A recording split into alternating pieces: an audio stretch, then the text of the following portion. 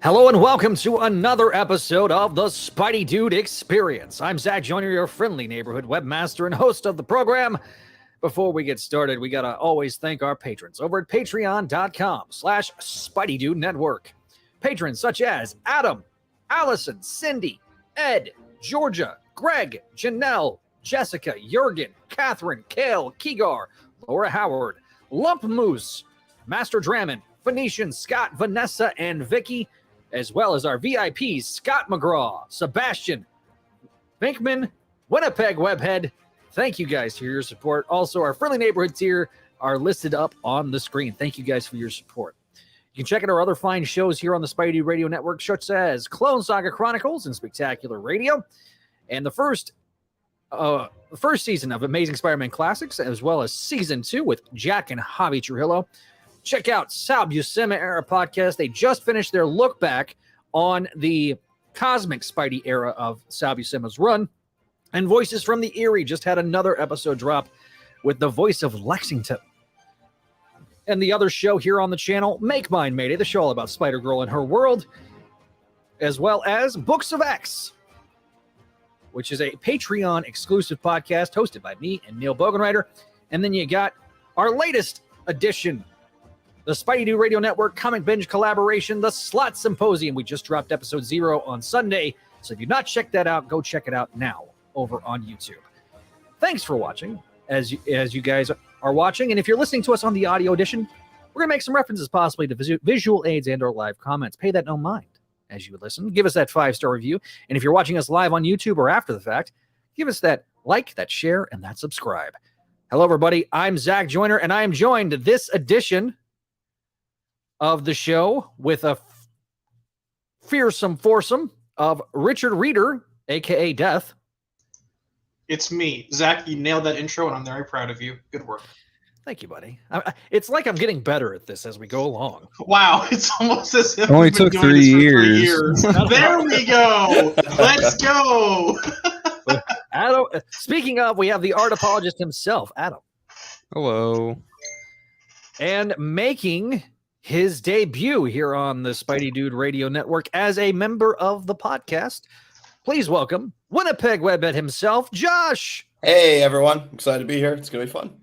It's sporting a beautiful looking shirt that says Spideydude Radio Podcast Network. Check that out. That is a kind of a demo.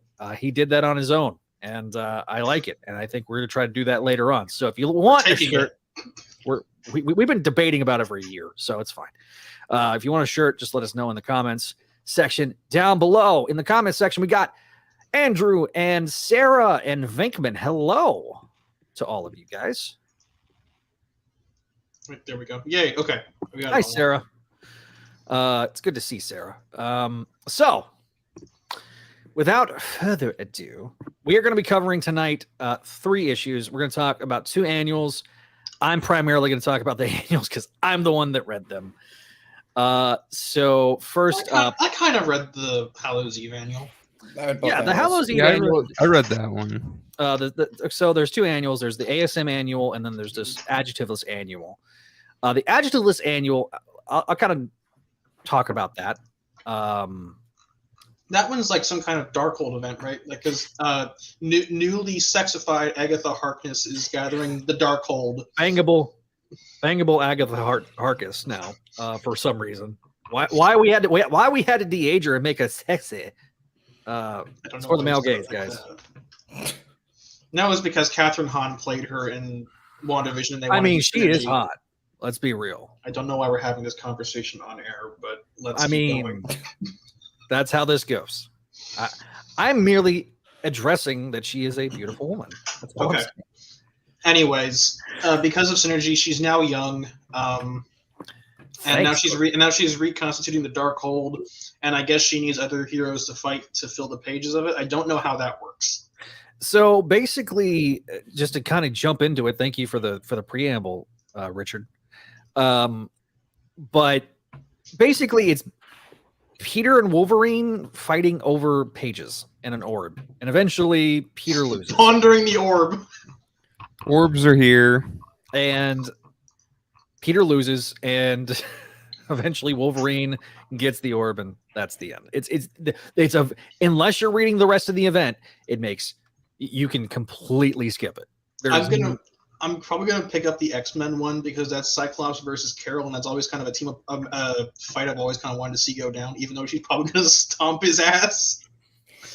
Yeah, I read books of the first Dawn of X trade in preparation for our next episode. We'll be talking about that soon.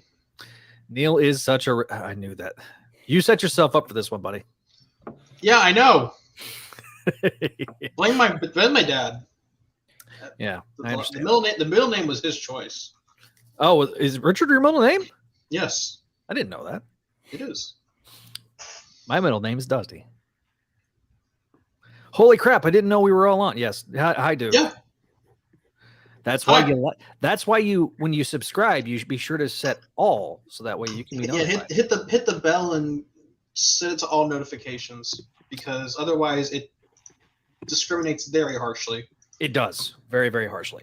So the second annual, Neil, will you pull up the interview on Spideydude, just to pull up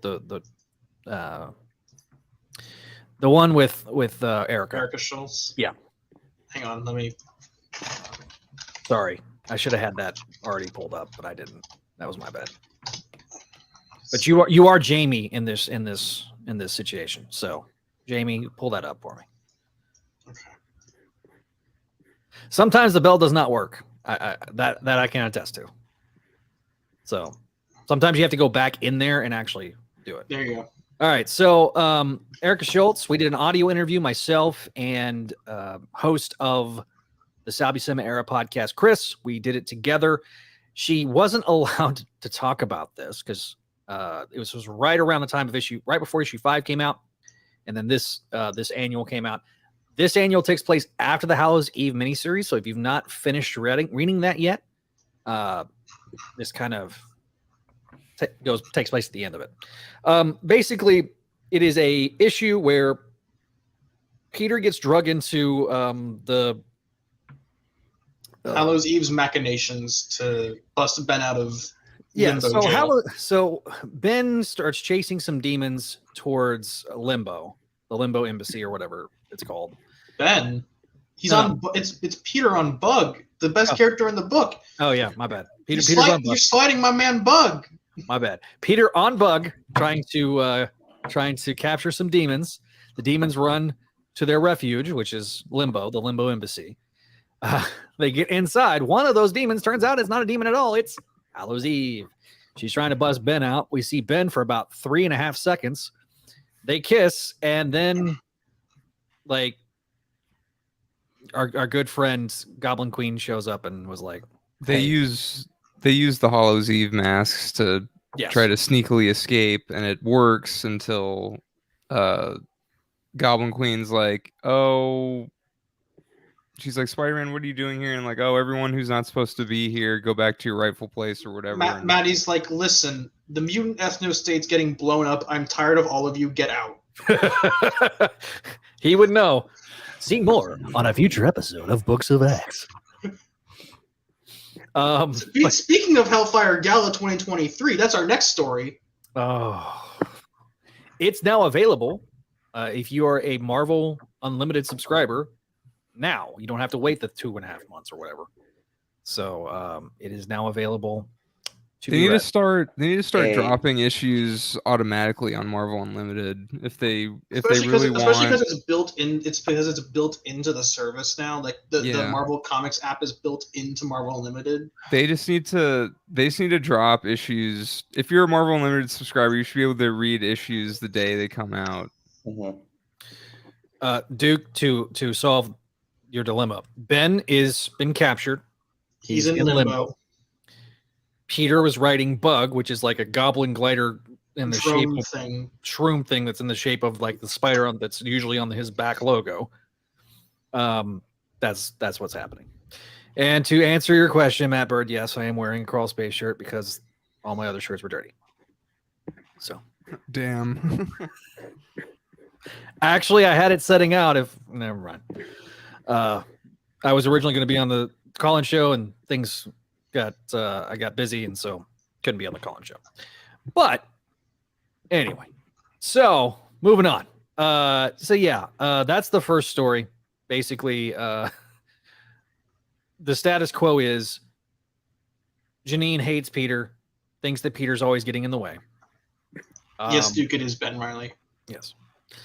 Uncle Ben's back, and he's in mutant limbo. Dude, I've been having to deal with rereading Uncle Has Been and freaking Spider-Verse, and I'm already mad. So We are talking about comics, Paul. Speaking of Paul, hi, Paul. Speaking of Paul again, the next story has the other guy. Hang on. Oh, oops. That was not the right button, but that kind of fits. I understood that reference. There you go, Steve. There we go. Okay, so I guess I can take it from here, just to give Zach a little break. In Forest Hills, everyone is celebrating Aunt Anna's, I guess, vague elderly birthday. Peter got a cake that says Happy Earth Day, Hannah, by accident. And Aunt Anna is talking about, oh, those Krakoan pills, they cured my dementia. I'm so much better off now. And then she goes crank and beats the crap out of her own niece. I'm sorry.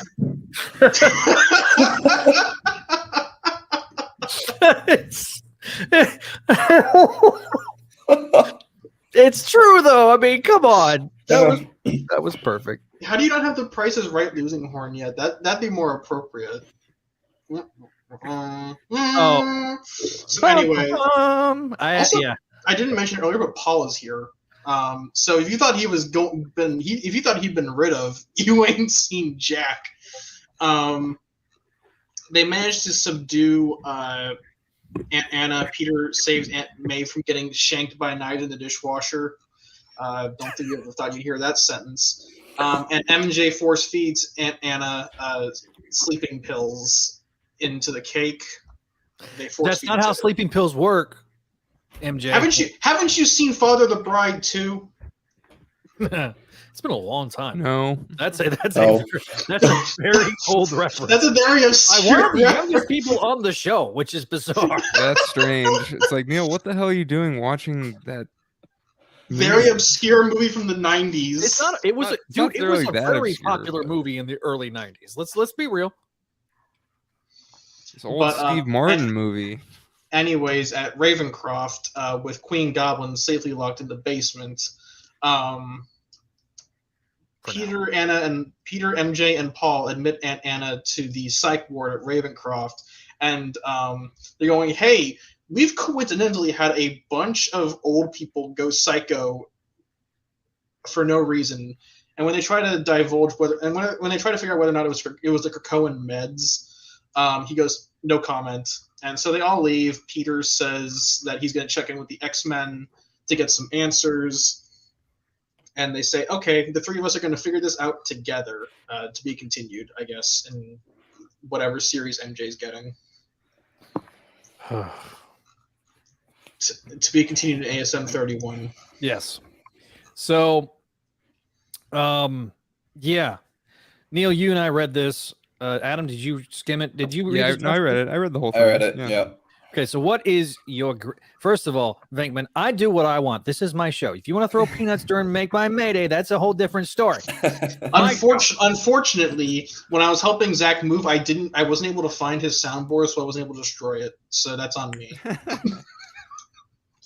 No, it's because I had that packed in a very specific spot in a very specific bag that I knew exactly where it was. So, Tania, you can't destroy the soundboard. It's a moral imperative at this point. No, it's not. It's part of the charm of this show is me using the soundboard. He's got a point. Thank you, Josh. See, you're such a sweet guy. That's what I like about you. I like having Josh here. Anyway, all right. So we'll start with Josh. Give us your grade. Let us and we'll go from there. C-. Ooh, C-. Okay. Now, is that for both stories or just? I think that's C- for the first one, D+ for the second. Oh, Damn. all right. Coming in hot. Okay. B+, you said? D+, yeah. All right. So officially putting that up on the screen. Josh's grade. First is C- D+. Okay. What about you, Mr. Adam? What's your grade? I think I'd give the annual a B, I guess. It's solid. Okay. The art's good. I don't know. It's fairly harmless. It's just setup stuff. Yeah, I was a little disappointed in the first story. For what it is, like, it's just, I don't know. It's all right. Adam, so just B in general? Yeah, just B for the whole thing. Okay. Whole thing. All right. Adam's grade is a B. Neil, what is your grade? I'm actually writing my grade in so that I can. Good, because I'm going to write my grade in while you're doing that. So I am going to give the first story a C-, and I'm going to give the second one a C+. I'm probably weighing a bit heavier than Josh's on the art. I think David Lopez is there, a fresh voice for Spider-Man. I know he's been with Marvel for ages on ages, but I think this is one of the very few times he's drawn Spider-Man, and I kind of like the vibe he's got. It reminds me a lot of Chris Samney. Yeah, I agree with that. I can see that a little bit, sure. So my grade is first story was B-. Yes, it's a little bit of a curve because it's Ben Reilly's story, but second was a C+. I am not as down on the whole Paul situation. There wasn't much to do with Paul. I just think that's a weird relationship now. It's like, oh, the three of us are gonna figure this out together. We're back from Hell York, and the kids are dead. Time to do some Father Brown shit. If he goes and like fades off into obscurity, I'm gonna be like, okay, which he's probably going to eventually. It's just a colossal waste of time. Is my issue with it. And granted, I wasn't expecting much out of an annual, right? At least they brought in Erica to do the Hallows Eve story. She got done with doing all 5 issues of the Hallows Eve series, and then she gets an email from Nick Lowe says, "Hey, you want to do the annual with Hallows Eve?" Great. I'm fine if they're gonna, continue using the same writer because at least there's some consistency there. And Hallows Eve is probably one of my underrated favorite miniseries so far in the last couple of years. I was pleasantly surprised how much I enjoyed it, genuinely. So, but yeah. So we will have Javi on here in a little bit, just so everybody knows. But he's running a little behind. He's got some stuff he's got to wrap up. So. Also, this annual continues the trend of Ben being the only one to face any consequences for Dark Web because Maddie decided at the last minute, "Oh, I'm good now." Yeah, she faces no consequences, even though the whole thing was her idea. Oh, well, Comic Ben show up. This guy, right? I'm not coming on tonight. He keeps us on our toes. Also, I think Erica Schultz does a really weird thing where she kind of twists Peter into being the bad guy for the story. Even though Peter would kind of go out of his way to help Ben. So it's kind of weird that like Schultz is making him into like, "Oh, you got to go to jail now. Stop resisting." I think that wasn't necessarily Erica. I think that's more editorial. I don't know. I feel like her voice for Janine is at least consistent. So yeah, Janine felt fine. Again, very surprised. I was going in wanting to hate that series, and I did not. So, go ahead, Neil. Yeah. It's odd. Radiac has a comment, says, "It's odd to me that there's so many good minis that branch off from ASM, even more so when the developments and character arcs like Norman, Liz, and Janine should all happen in the main book." Yeah, I have not been reading Red Goblin, so I can't comment. I think the benefit of having Liz is kind of in the Venom office right now. She hasn't really been in ASM for since Slot's run ended, or at least a consistent presence in ASM since Slot's run. Yeah. Because she was in Spencer's run for like an issue, and that was just to go, oh wait, why does Harry have all this goblin gear in his closet? Yeah, she's really been kind of off in limbo. Neil, did you read this today? I haven't gotten. I read the preview and I read what was on the Crawl Space Discord, but I haven't read Dark X-Men yet. Chasm is not a part of the main team though, so I assume it's just a character building moment. Is Maddie on Dark X-Men now? Yeah, she and Havoc are leading the team. Oh, okay, yeah, okay, all right, I'm understanding now. Okay, the gears are starting to run. Do you think the Krakoan pill stuff is going to be followed up on in Jackpot or whatever series they give MJ? God, I hope there's not another Jackpot miniseries. No, there is. MJ casually gets slaughtered by a Boomerang, who becomes a good guy later. Oh God. Yeah, no one ever talked about that when Boomerang was in the main book. Yeah. We kind of collectively shuffled it out of our minds. One of those things you just forget about. I think even Nick Spencer went, I ain't referencing this shit. Sure, yeah. I mean, why would you want to?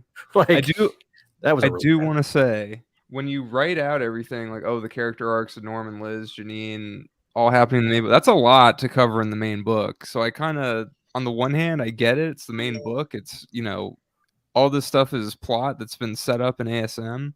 But on the other hand, that's a lot with Peter and everything that Peter's going through. Kind of makes sense to maybe branch it off.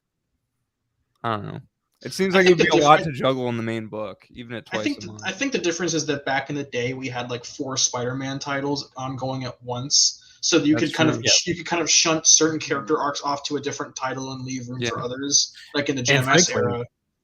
Frankly, you could launch a 3rd Spider-Man title, and you'd have ASM twice a month. You'd have Adjectiveless once a month. And technically, I mean, if you include Miles, you do have 4 books. And the Hobgoblin stuff I was about to say, they shunted off the Hobgoblin subplot to Miles Morales. Yeah. So I think what we're getting is the same as far as like how they dictated subplots back in the 90s and aughts, but it's just the titles have different names than Spider-Man. Yes. So, we're gonna talk about the backup. I don't know if we'll talk about the actual title. We've been talking about like doing like a satellites type thing, and we just have not gone around to doing it for Patreon. And because again, we don't want. We've always said we try to differentiate ourselves between other shows, but there's just so much. Yeah, there's so much stuff. Yeah, if it's in ASM, we'll cover it on this show. Yeah, but it'll depend on 1, whether the series ends, and 2, how close it is to the ASM plot lines, as whether or not we'll cover it in a different episode. Yeah, I mean, it's going to be one of those things when we get to Gang War. Jesus Christ! I'm not terribly looking forward to Gang War just because of the amount of books that are going to be out, and do they tie? Do they make sense? What we may end up doing is what we did tonight, which is like what we did with the annuals, where we'll do a bit of a brief recap, let people know what's going on.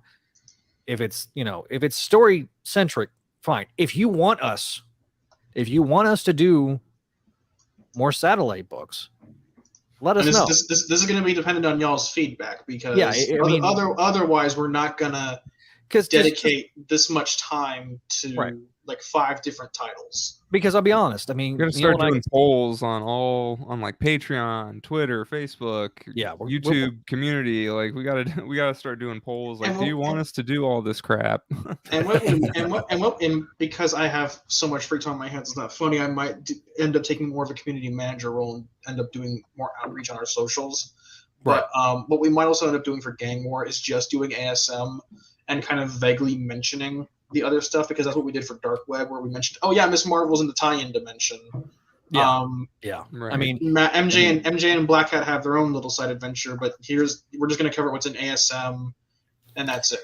And if we do it, then we'll probably just do it like, I hate people are going to be kind of irritating that I bring up wrestling, but like one of my favorite wrestling. Speaking of wrestling, it's Hobby. with What was that? Speaking of wrestling, no, I don't know. I thought you liked Who wrestling. knows? no. But my Never- point. sorry.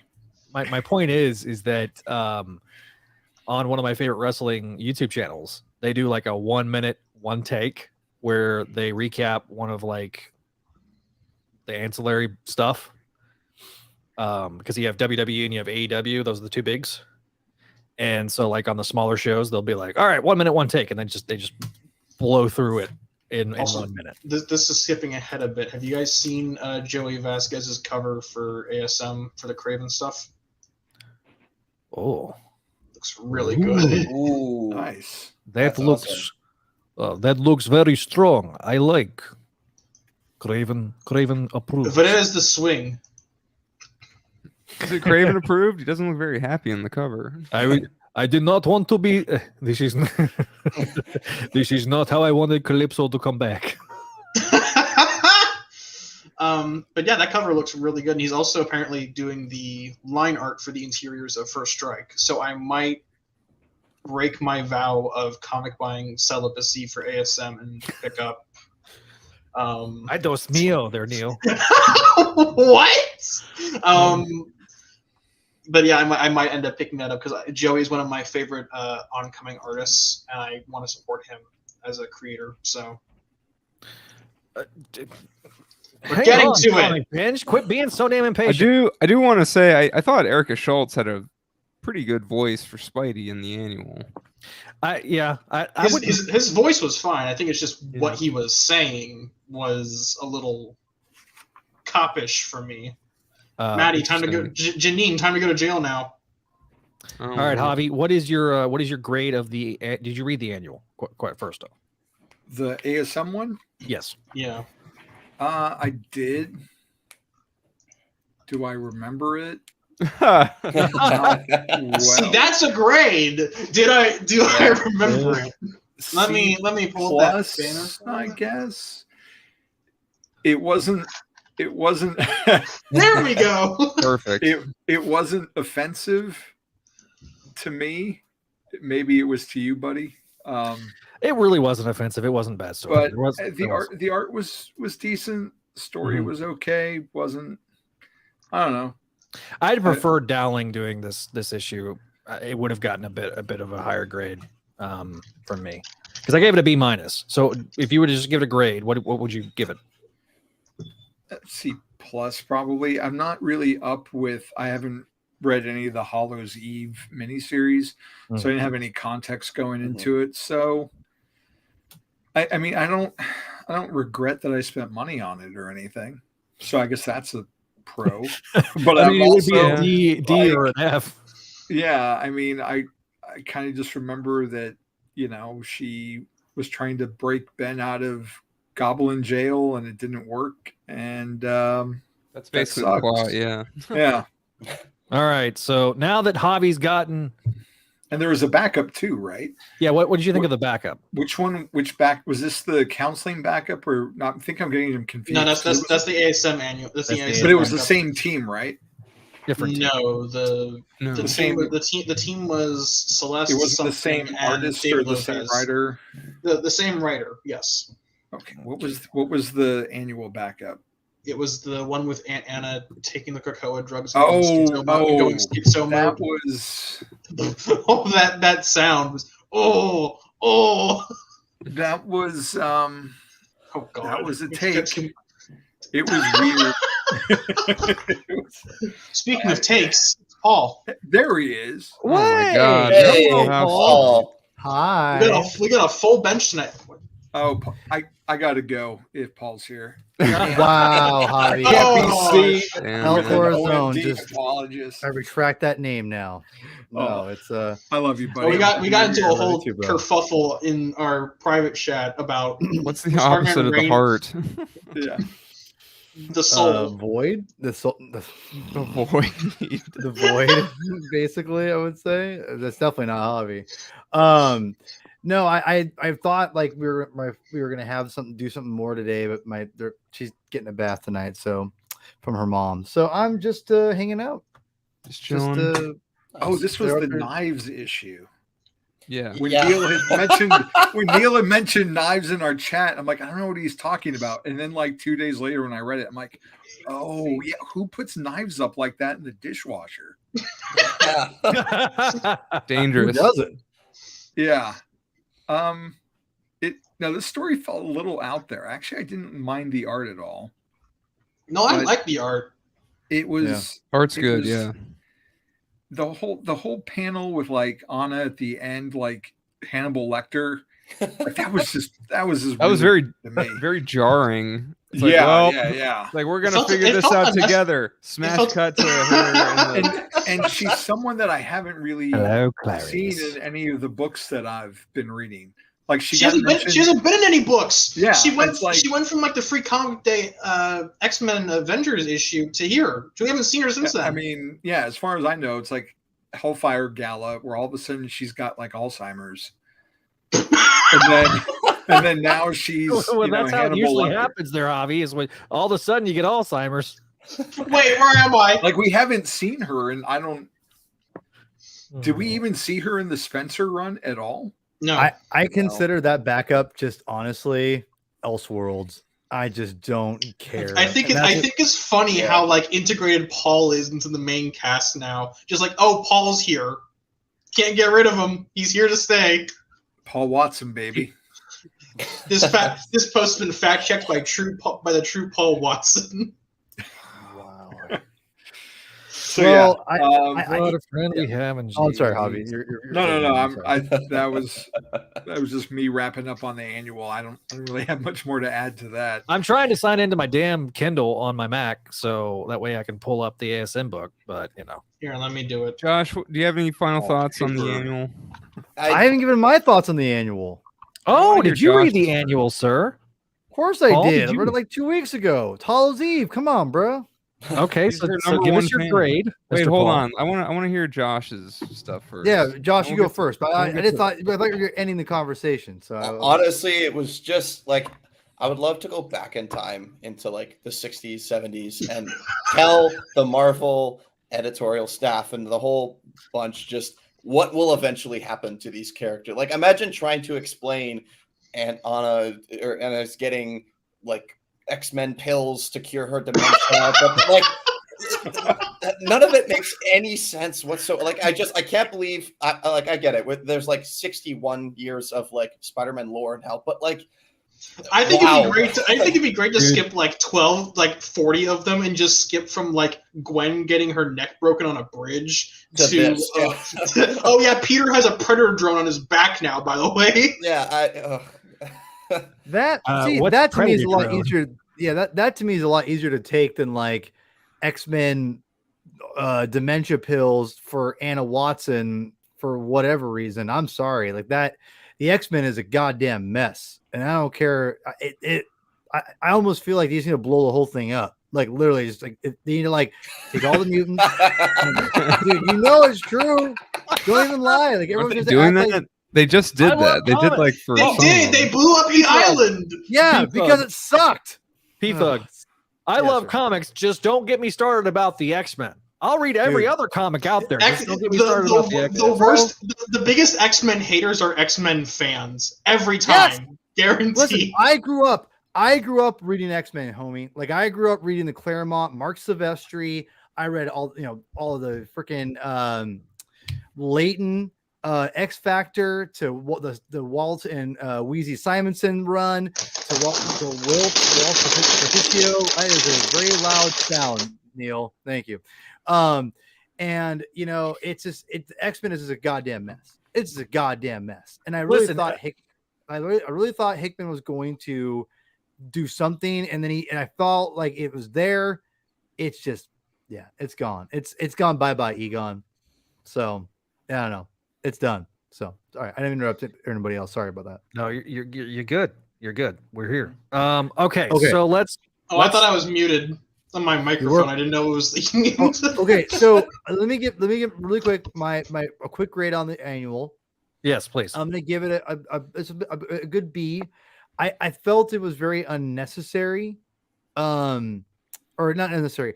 It was a very just uneventful book. Like, you know what I mean? Like, it wasn't bad. I enjoyed it. It was. Like, You're right. It just wasn't like. It's very It forgettable. just was just kind of. I don't know. Again, nothing was bad about it. Just it felt very just like we gotta get Ben out of here. So how do we do that?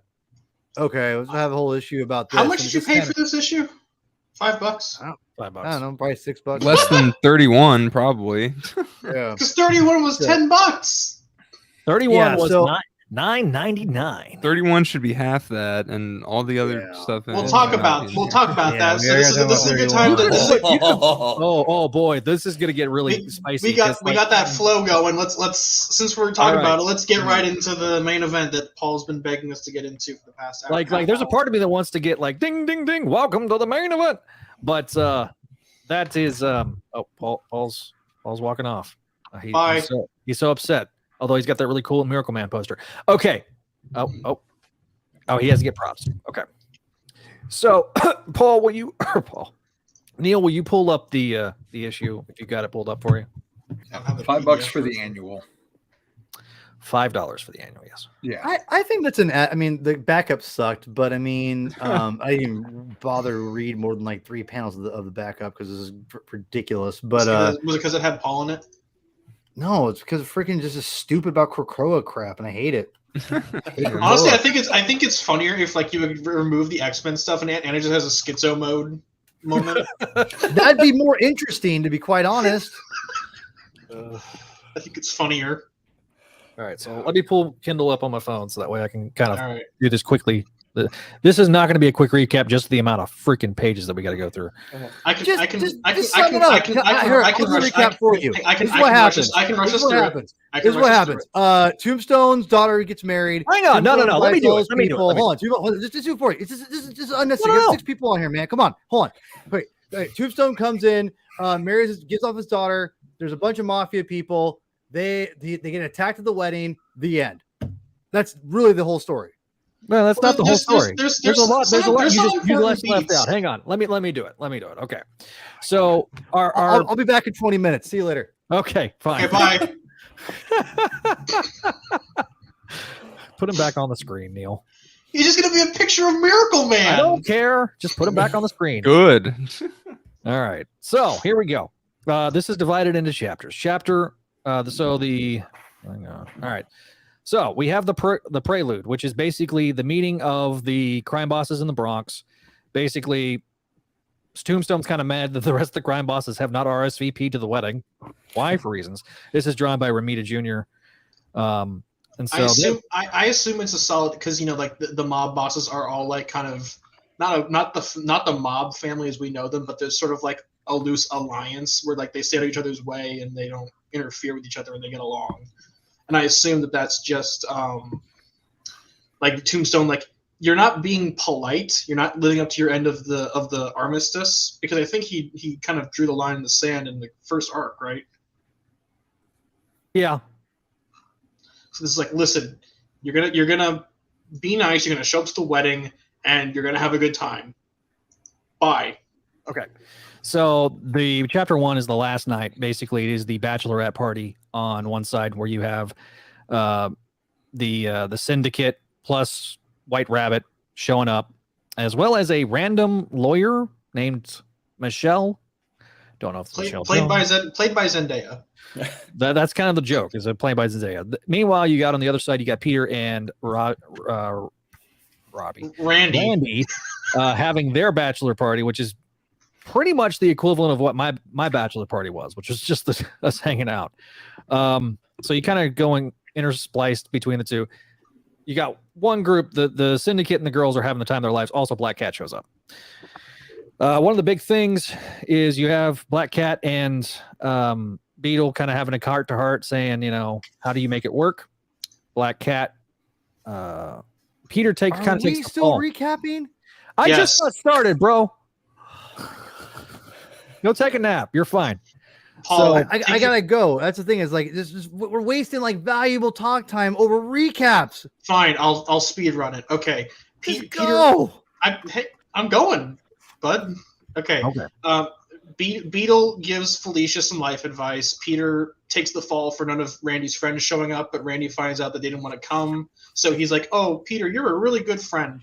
Peter and Felicia break up because Felicia decided now of all time she wants a real relationship.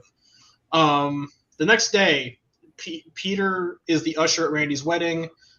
Wedding happens, but it gets interrupted by Guy on Motorcycle from, I think, a Zeb Wells book. No, Shotgun from Spider Hunt, right?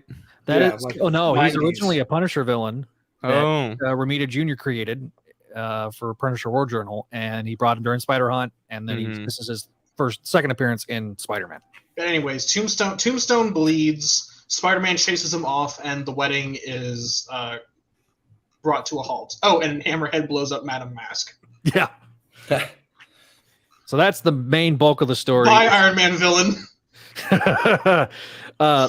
Then we get to the backups. So I'm gonna, Neil, you and I can kind of intersplice. Basically, I'll let you talk about the first backup because it's Kamala Khan. So the first backup. Okay, Paul. It's okay.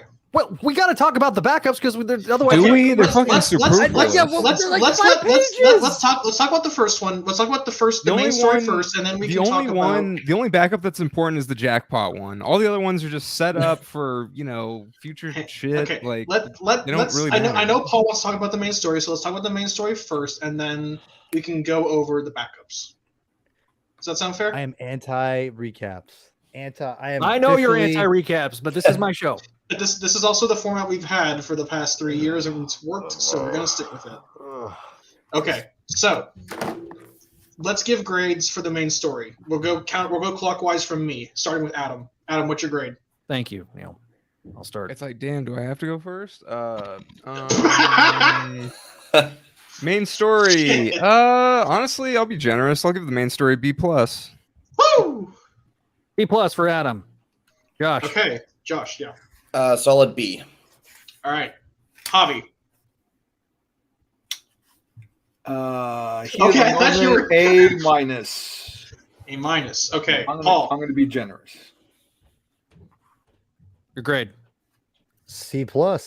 Ooh. I might have a higher grade than you. Holy shit. Wow. All right, Zach. The main story, I'm giving it a B+. I'm going to be really I'm going to give it an A-. Oh, crap. Damn. A-. Wow, Neil. Okay. A. And I have a reason why. Which I'll get into. Paul, since you've got the lowest grade of the group, I gotta get out of here too. Okay. Yeah. So I've defended a lot of Zeb Wells' run, and I don't think it's a bad run. And I've said that a long time, for a lot, whatever. Can't really talk right now. I just think this issue was, it seems bloated and unnecessary. And I think that I'm going to say it. I think JRJR's art and layouts on this are maybe some of his weakest of the series. It's a little jarring when I'm going from JRJR to like all of a sudden like the Bachelor Party is different, Yeah. And the art, it's not my favorite. It's not terrible. It's just jarring. It's not. I mean, no matter what, whoever is following up JRJR is not going to be the same, right? I get it.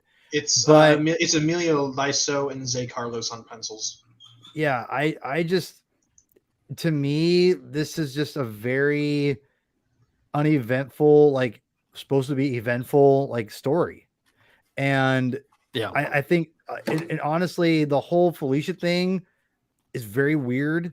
I'm glad they're broken up, to be quite honest. I'm glad it's there. Yeah. But then they also set up something else, which is like, okay, I get it. Set up, like, what do you mean set up something else? Well, there's the whole panel where he tells his what's her name's friend, like, oh, my girlfriend broke up with me. She's like, oh, okay. And he's like, oh, sorry, I gotta go. And then they've set her up already in this issue that she's kind of there, and she's the square of the group. Yeah, she's also like the responsible one. Yes, exactly. Yeah, and she's in the fact that she's like her best friend of the group of the Beetle. Kind of is setting up the fact that like there's going to be maybe a relationship between her and Peter. I love this comment from Radiac. Man, Peter and Felicia broke up like they began the relationship. Yeah, I guess. Yeah. No, and here's the thing. I'm going to side with Paul that I'm glad the Felicia thing is over. Yeah. But it frustrates me that like they made a big deal out of like Peter and Felicia having like this big goodbye when they didn't do anything. Like they spent maybe like a couple of issues outside of like the 2 issues dedicated to them, and even then it was kind of very indecisive. I'll defend it a little bit to where I didn't like it, but they spent enough time to where like he went basically. I could see it, like a fling where you go back with your ex for a little bit, and you're like, that wasn't a good idea. And like, and I would say like I wish I liked the idea of Felicia that coming to Felicia, but I don't like how it was presented through the Beetle. And the fact that she shows up and like, oh, hang out with us, Felicia. It's like, what? It doesn't add up very well to me. And so all those things are just, and also I like the idea of like all of Randy's friends not wanting to go to the bachelor party. I thought that's accurate. That seems reasonable. Just everything else just felt very, just kind of it just didn't flow very well to me. The art, the layouts were not, just the story just kind of felt cluttered. And the biggest criticism I have of JR's art is, I'm flipping through these pages and I get to the page where she's right before she walks down the aisle, and you have like right here, Randy's like, oh my God. And I'm thinking like, oh, here comes like a big old page of, the Beetle and Tombstone coming down the, oh, it's just a little freaking box like right there. Yeah. That's it. Yeah. I'm like, that should have been at least. They spent a splash page on Shotgun when like, look, and that's fine. That's fine. But why can't you just make like, we don't need to have. Well, if you guys see here, if you look at the page here, you have it. In my opinion, you have Randy right after he, you see Caesar, you have his response. Well, to be honest, I think you could just take out Randy completely and just have the whole thing, the whole top panel, just be the Beetle and Tombstone walking down the aisle. That's a stronger image, in my opinion. I think this other panel's wasted, and it feels. I'll be honest. That's what I do feel like. JR likes to do that a lot, and I don't mind it a lot of times. In this book in particular, it feels way too cluttered, and not just him, but the other artists too. It feels like they're trying to be like too cute with this, and it really feels like you made this whole reveal very uneventful. So when you get eventually, and I'll be done, and I'll have to head out of here. When you eventually get to the stuff of like Tombstone getting shot, Buddy, I didn't. I thought you were going to be here longer. That's why I was going to recap the rest of the stuff. No, I was giving you crap. I apologize. I was just, me and recaps. I know you don't like recaps. I love you, but I love you. It is your show. You do what you want. Okay. But yeah, sorry. I have to voice my opinion. I know it's unbearable sometimes. But you have this, also have like this pendulum, like why is the Beetle just like bummed? Like, I'm sorry, I'm trying to figure out where she is.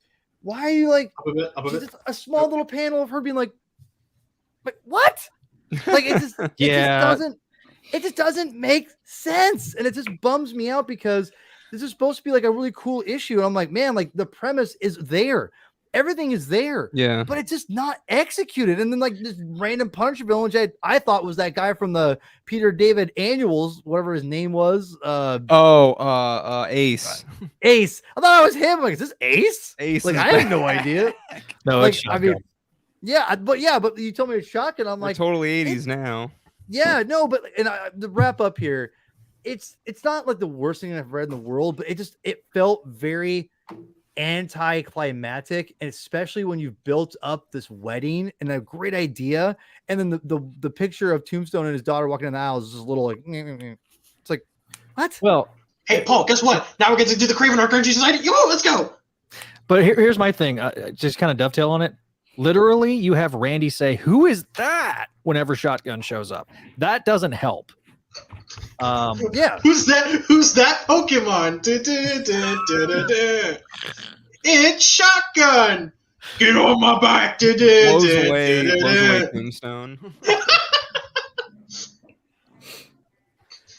Yeah. So anyway, I just feel that this was a very much a letdown after a great arc we just had with Dr. Octopus, which I loved. And again, not the worst thing in the world. I think JRJR's art has been pretty strong for this series so far. This is definitely the weakest of all of it, and it feels very just when you add the backups with it. I have a question. Yes, sir. How long ago was this drawn, and was his dad's health failing at this point? He's just trying to get these pages out as fast as he can. And that's fair. I'm not, and I didn't take that into account. I can't think of that when I read it because I just don't, Right. But it just felt very like it's not just his art, it's everything. It's like the backups with this very disjointed story. It's just it's a letdown because they built up this wedding for a long time. I thought it was going to be like an epic thing, and it's just kind of like. But then again, to their credit, it didn't actually go down, did it? That actually didn't officially happen. No. So, yeah, the whole Batman 50. pack. Yeah. Oh god, they're gonna run it back at 850 or 950. No, it's good. They're gonna run it back. I just realized that they're gonna run it back. But I think that's my biggest issue with, biggest problem with this is that fact that it just, you set up a great, like it has good, everything's there. Everything's there for the writer and the artist to do it, and the backups are just really quick before I head out. They're just not. They're not good, man. They're a slog. They're a slog. No, Except for Bagley's or Slots and the Spider-Woman one are good. Everything else, I'm out. Listen. I'll tell you right now. The problem with this issue that I think that is it's all set up. This entire issue is because this main story is all about the gang war. So we're not getting the gang war for 3 months. We're not gonna get it's just an ad. Just an ad for a book for 3 months from now. For those of us that pay $10 for you guys for us to review it. Yeah, and like it is everything is set up, which I don't mind that stuff usually because I like to get excited and like I'll be honest, not to promote our own show here, Zach, but the Slot stuff I'm probably the most excited about. I was like, oh sweet, like Spider Boys. I'm like, I'm all right. I'm okay. I'm into this. The Superior Spider-Man stuff. I'm like, okay, I'm into this. Okay, like Spider-Woman is pretty solid. But like, I'm just like. And again, I've liked what Zeb Wells has done for the most part. It's just like, and I'm actually, I love gang wars. I'm all about it. Right. But this issue, not my bag. Anyway, again, sorry, I didn't mean to crap on the recaps a bunch, but I love you. I will talk to you all soon. And yes, all right, love you guys. Bye-bye. Next time you see him on the channel, you banished him, Josh. Like as soon as you said nice to meet you, you just bounced. Paul's really good at bouncing like that. So there was a couple of comments that I starred. Neil, we can go ahead and throw them back up. I wanted Paul to be able to say what he's saying and head out. I agree with that. That was the one you brought up earlier. The next one. Like many predicted, it was going to end. The only thing that surprised me is that they didn't string us along and actually ended it sooner than expected. No, I'm going to be honest. They did kind of string us along for a bit. It wasn't. Yeah, it wasn't as feel like that to me at all, man. Okay, it was 25. I mean, they were together. What, 25 issues? They not even. Were they? Were they? Were they actually in the issues together though? Just some of them. Not a lot. It's just implied in like Marvel Pride that they were like a casual fling. Most of this, like. What did Peter do? Like that final arc was like flashback and had nothing. Yeah, to do that's with true. Alicia. So it didn't really feel like we got to see them in much of a relationship. He wasn't even outside of the two that. Dodson issues. Yeah, she wasn't in the what did Peter do answer. She wasn't even in that at story. all. That's right. Yeah, that's right. Yeah, He wasn't So there it at the final doesn't really- battle. When it I feel say like they're they had a relationship, but at the same time, like so, in one sense, I feel cheated that we didn't really get it. But on the other hand, I didn't really want that in the first place, and I'm happy they came to the conclusions that they did in this issue. When I say stringing us along, I don't mean as in like the relationship's just going and going without end. I meant more in the sense that like they're constantly teasing us about this relationship, like, oh, like in all the marketing material, like, oh, Peter and Felicia are kissing, aren't they so great together? And then like out of nowhere they just break up after like no time spent together. After telling us all this, after telling us to invest so much time and energy into them, then they just kind of unceremoniously, oh, guess we're breaking up. It feels like there was more of a relationship that was off panel than what we got to see. And based on the fact that MJ and Black Cat had a mini series together, I feel like they had more panel time as a couple than Peter and Black Cat. Absolutely. Yeah.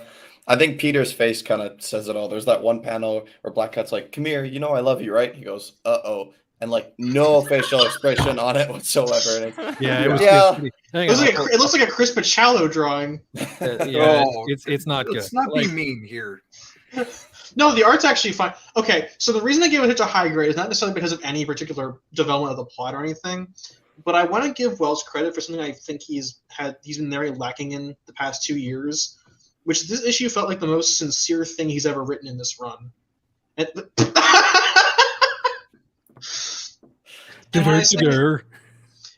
when I say that, to elaborate on it, it's more that this entire run has felt very cynical. Like it's probably the most transparently, editorially mandated run we've ever had, and this issue felt like the first time since 2022 started that that the run has felt remotely sincere in what it has to say about like Peter and Randy's relationship, about Randy and Janice. Do you mean just the Zeb stuff starting with issue 1, or do you mean starting with Beyond? The Zeb stuff, like issue 1 of the run, because it started in 2022. Because I think he was a little more sincere during the Beyond era, even though that was like put together with duct tape and bubblegum. But like the way the characters talk to each other, for the first time since the run has started, it felt like Wells had something to say that wasn't just like, how do I get from editorially mandated point 1 to editorially mandated point 2?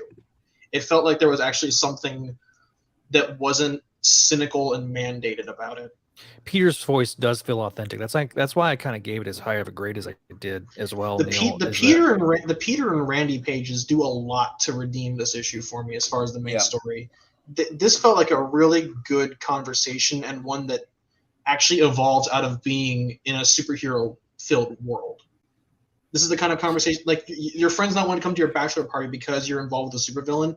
That's the consequence of being in a superhero-filled world, rather than just being a superhero in a regular world. And I think that's a nice evolution on that social stigma. Yeah, and to your point, like we don't get to see those stories anymore in Amazing Spider-Man, because every single character now is a hero. Is a hero or a villain, or has powers, or is about to get powers. So that's a really good point that you bring up there, Richard, regarding that. Good job, Dickie. I brought this on myself. Jesus yes, you did. And I think it's more jarring in the Kamala backup regarding the sincerity of what Wells has to say. We'll get into that after we've talked about the main story. Yeah. But it's such a contrast of how sincere Wells feels in this story versus the next one. Adam, give us your thoughts. I'm going to go get a drink. Oh, okay. Do what? I'm sorry. I just said, oh, okay. I see how it is. No. Okay, Adam, what are your thoughts on the issue? Thank you. I don't even know. I think I just like.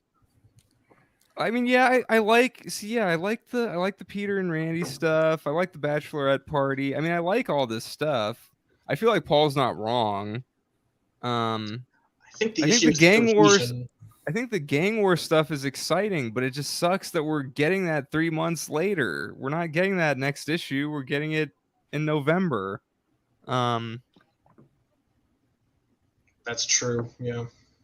I think that's the issue of advertising things 3 months in advance, is that they can only advertise so much of what's to come, that they can't advertise what immediately follows in lieu of spoilers. Sure.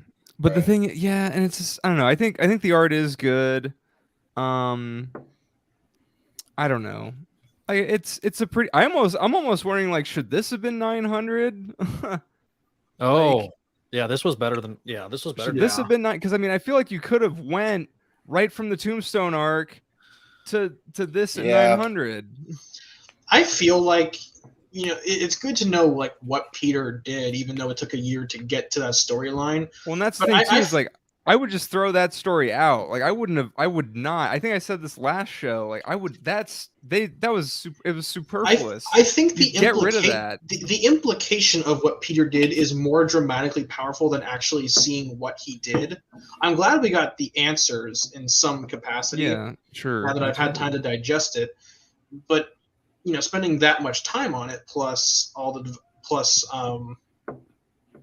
just the fact that it was mystical stuff, which doesn't really belong in Spider-Man books on principle, kind of makes it feel a little pointless and like my time was wasted. It just feels like now the run is finally starting because we were, a year in, baby, let's go. We were so into the whole mystery of what Peter did, and it was like, just that shouldn't have been a story. Like, they should have ended beyond with, okay, Peter and Mary Jane, whatever, and you could have done everything else, all this stuff without, and then, you know, you don't have Paul, like all this gang war stuff coming up, everything that's coming up in the next couple months. You could have done all that without having to arbitrarily break up Peter and Mary Jane.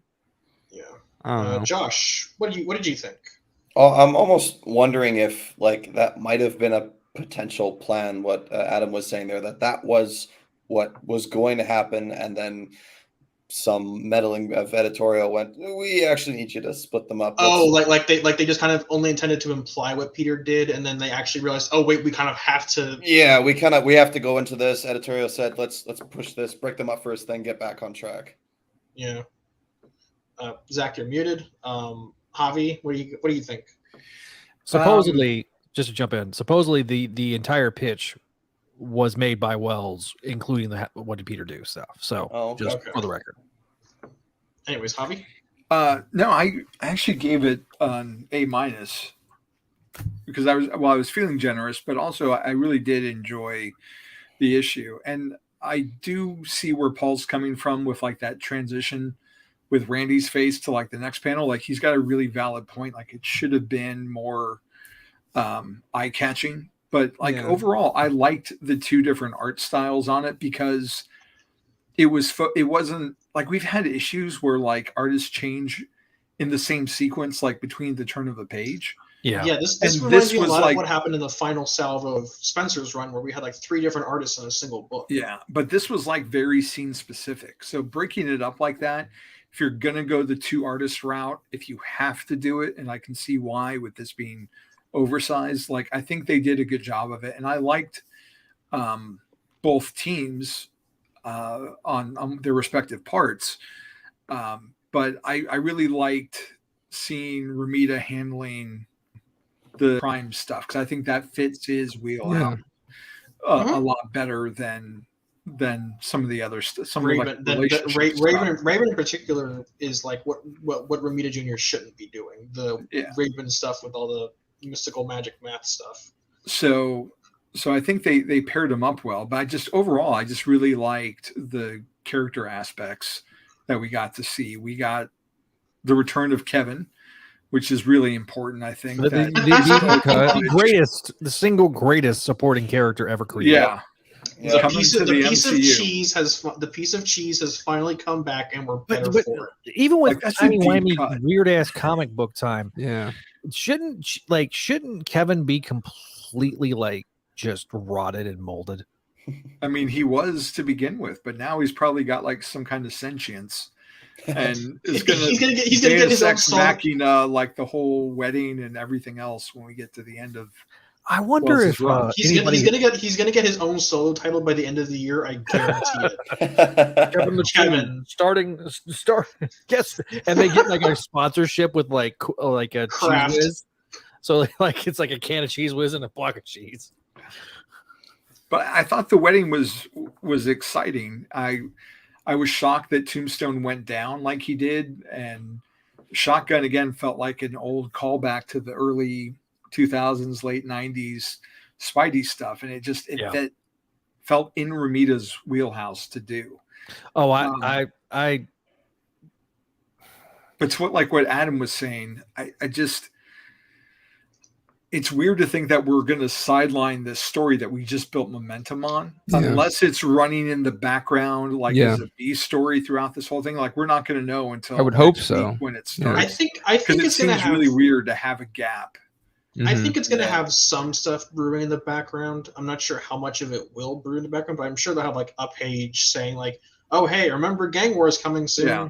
Which Hope would so. be preferable than like what DC's doing this summer with their Night Terrors, where they're building up all these stories like the Batman Catwoman War or whatever it's called, and Gotham War, the new Flash creative team, and what's going on with Superman. They just stopped it dead to do 2 months of summer crossovers. Speaking as a marketing guy, that sounds like classic '90s.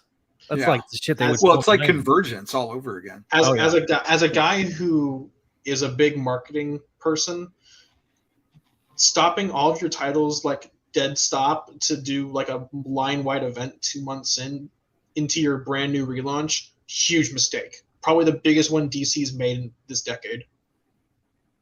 Yeah, and I'm not sure. I haven't heard anything about why they did it.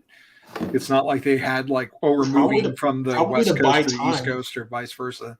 I think probably just to buy time, because a lot of their artists are kind of slow right now. I think Dan Moore is the only guy who can do more than one title at a time. Yeah, that dude is crushing it right now. Yeah. But back to the main story. Like I don't really have any complaints about it. I really liked that we did get all this character development for stuff that's been building since the Spencer run. And my favorite story so far has been the Tombstone one at the beginning. Yeah. So I like the Tombstone, the Vulture, and the Hobgoblin. I think are the top 3 of year 1. And Miles has gotten a hold of the Hobgoblin plot, so it's not like Peter can really do anything with that. Yeah. So Josh, what is your thoughts? You haven't talked much.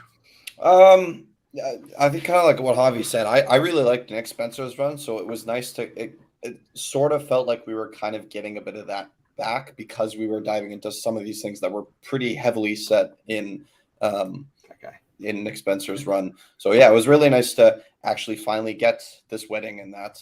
But yeah, it was like I actually remembered it compared to the animals, where like I actually knew, like I could recall what happened, and I liked parts of it. So yeah, it was good. Okay, cool. Sorry, I'm having a disciplined dog. No problem. This time I'm making sure it hang in mute. So if Zach, you need to take care of the dogs, we can do an alternating rotation on the backups. No, it's good. He's just being it's really hot in this apartment. It's like 76 degrees, and it's called Texas. This is not as cold as I used to keep the house. Let's put it that way. I used to keep the house around 70. So I kind of want to talk about dive a bit deeper into the Miss Marvel backup than the others, because that's the one that actually made me like really upset. I think that Wells really dropped the ball on Kamala in a broad sense, just because he only had her there for 12 panels and made her act like her death was a huge deal. But I think the biggest sin of Kamala being in the run is that I think it could have worked. Like if you had like Peter and Kamala teaming up, like as a team up book that doesn't demean either their experiences but also helps them kind of learn from each other, I think you could have had something there, because Kamala is kind of like the modern Spider-Man, even more so than Miles is. And having that relationship between those two characters is something that is kind of interesting on a fundamental level. And then he kills her off, does nothing with it, and then in this backup, he goes, "Oh hey, I only do this for Spider-Man Lotus fans, but I'm going to reveal my secret identity to you." I hated that. That made me so mad. And reveals, and this is Zeb Wells' MCU brain at work. I've always joked that the MCU is devoid of sincerity, which is funny because I just gave Wells a ton of credit for being sincere in the main story. But this backup has none of that. It doesn't feel sincere. It doesn't feel like it has anything to offer. It feels entirely editorially mandated for Peter and Kamala to know each other's secret identities. Oh, look, I'm with the X-Men. Don't you know I'm with the X-Men? I'm a mutant now. I'm going to go fight with the X-Men in Fall of X, covered in 3 years on Books of X. It just frustrates me to no end that like this backup is indicative of the things that we could have had, but doesn't have any of it, and actively kind of insults us for thinking that there was something that good that could have come out of it. Art's good though. I like the way David Lopez draws Peter and Kamala. Mm-hmm. I don't know. Anyone else have anything to add to that? I think the backup was a little insulting. I agree with you here. It's like we kill him off or kill her off, and now she gets to. It's a payoff to something that was highly controversial, and the payoff's not worth it. And nothing really happened with it. Like she's been here for like 12 panels. And now she's getting written out of the book to go join the X-Men. She's more in this backup than she is in all of ASM. Yeah. True. Yeah. Oh, God. Yeah, I wasn't. Oh, go ahead. Sorry. You kind of nailed it on the head there, Javi. I can't. I'm being told to care. It's telling, not showing. Mm. There's a weird panel of Peter's having a 1,000-yard stare. The X-Men, hot dog. Yeah, I like the identity reveal though, just mainly because of the I usually save this for kids who are dying joke. I wasn't offended by the joke in the way people on Twitter were, but it felt a little not tasteless. There's a word for it where it feels like I was mildly inconvenienced by the joke. Without being like offended. Like I can see why Peter, with all his guilt complexes, would feel obligated to share something personal with Kamala, and why her sacrificing herself for MJ was such a big deal to him. Like that makes sense to me. But I'm not offended by this backup story, but I see where you guys are coming from. It's just I've moved on from the cynicism of her death to begin with. Like what? It felt like that came out 2 months ago. And she's already like resurrected. Like it from the second it happened, we all knew that she was going to be she's coming back as a mutant because she's got a movie. Unless it was it was just a marketing stunt. Yeah. It was just a marketing stunt. And I think part of it is also that like, the cynic in me thinks that like the way they drew Kamala in the Hellfire Gala one shot, which by the way was the biggest waste of $9 I spent since I quit my job. I kind of am on the train that MJ was supposed to die and then they were supposed to bring her back, because the way they kind of took away like her distinct facial features and made her look like a generic white woman with vaguely brown skin kind of makes me think that they were originally going to kill another character off and they redid it hastily to make it look like Kamala. Just it's kind of my mini conspiracy theory. Just the way they drew her kind of makes me think maybe they wanted to do someone else. I can't prove it though, so I'm honestly kind of shocked they haven't had Peter and Kamala reveal their identities to each other before. They had in Team Up, but that was that was out of necessity, right? But sorry, Josh. No, I was just gonna say I kind of agree with Javi that I think that the whole revealing the identity kind of out of the guilt complex, I can see that. I personally just hated the jokes, but I mean, I'm a little closer tied to it. I do this for work, so revealing my identity. That's part of the reason I am that is because I'm a white guy with brown hair. If the kid is terrified of me in a mask, I can actually take off the mask and I'm Peter Parker. Mm-hmm. I hated that joke a lot. It didn't feel like something Peter would actually even say. It almost felt like Deadpool humor a little bit. Like I could totally see.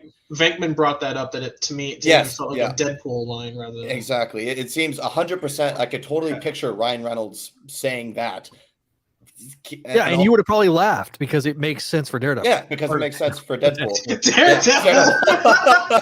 Man, he's the worst Catholic on the planet. Jesus Christ. Ay, Dios mío. I think we've established that.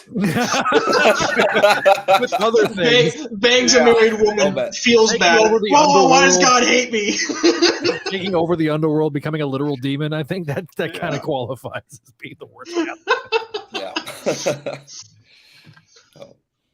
But like I said, this backup kind of reminds me of things I wish we could have had in a different timeline where things were better. I feel like the Peter and Kamala reveal outside of Marvel team up should have happened sooner and with a bit more weight to it. Mm-hmm. And it to me just feels like the speed run version of that, if that makes sense. Like, okay, I got to do this. I got to write out the book. I got to do the reveal. Bam, bam, bam, bam, bam. Okay, I'm done. Anyways, bye, Kamala. See you in X-Men. All right. That only Neil's reading. So, well, I'm going to be having to read it later. Yeah, but I'm reading it now, so. There you go. So I'm going to do the next two backups, Neil. So I'm going to do the first one, which is The Man with All the Answers, written by Dan Slott, art by Mark Bagley. John Dale is the inker. Edgar Delgado is the color artist. And so we open with The Bar with No Name, with The Ringer, The Looter, and I don't know who the third guy is. Who is the third guy? Could be the Melter, maybe, for some reason, is what came to mind. Yeah, they don't say who it is. That's an Iron Man villain, I believe. All right, so Melter? Yeah, Melter's an Iron Man villain, yeah. So these three D-list villains are like showing up at the bar with no name. They're like, "Oh, we got an A-lister here," and it's Otto Octavius who decides that he's going to be. He's doing a Shia LaBeouf from Transformers 2, where he's just writing on the walls. Kitten calendar. Yeah, he's basically like writing on the walls, on the table, like, you know, why he came here is because like apparently once like he wanted to be around dumb people, so it makes him feel smarter. So it's like he's just like me for real. Well, he says that no one would think that he would be there because everyone else has been. Doesn't he have a lab? I mean, yes, this is true. Apparently, and then one of his Octobots decides that he needs a beer, and he's freaking gets mad and goes, "Poor fella. Idiotic Octoid, alcohol dulls my senses." And then, you know, he figures out that I know I've solved this equation. Why can't I remember it? Because apparently he solved it while he was Superior Spider-Man. And did they ever explain what the equation is? No. No. I need all my wits about to solve this and gain unlimited power, enough power to crush all my enemies. Yes, revenge on Osborn, the Owl Fisk, but most of all, that accursed Spider-Man. So basically, it's taking what happened last arc, kind of advancing it to where we get Ultimate or Superior Spider-Man, new Superior Spider-Man. Then we have, the main event of the issue for some people, written by is it Celeste? It's Celeste Rothman, Alba Gletz, and Estella Diamasio, and Craig Ewing. They were the inkers. So it is MJ and Paul together. Let's go. It's MJ kind of, they're in couples counseling. Kind of, she's kind of off and she's reacting to everything. Turns out they had to go to the police and kind of explain everything, but they couldn't explain all the stuff. We get a Daily Bugle being delivered to the house while Paul is doing some work with his AirPods in. It's basically showing MJ fighting. I don't remember what that's in reference to. So we then get Paul and MJ sleeping in the same bed. MJ's, all the inner monologue is with MJ. Paul doesn't say a single word in the entire issue. So MJ wakes up the next morning, and Felicia's there. And Felicia's there to give her the costume and give her a pep talk. And that's how we get the new jackpot.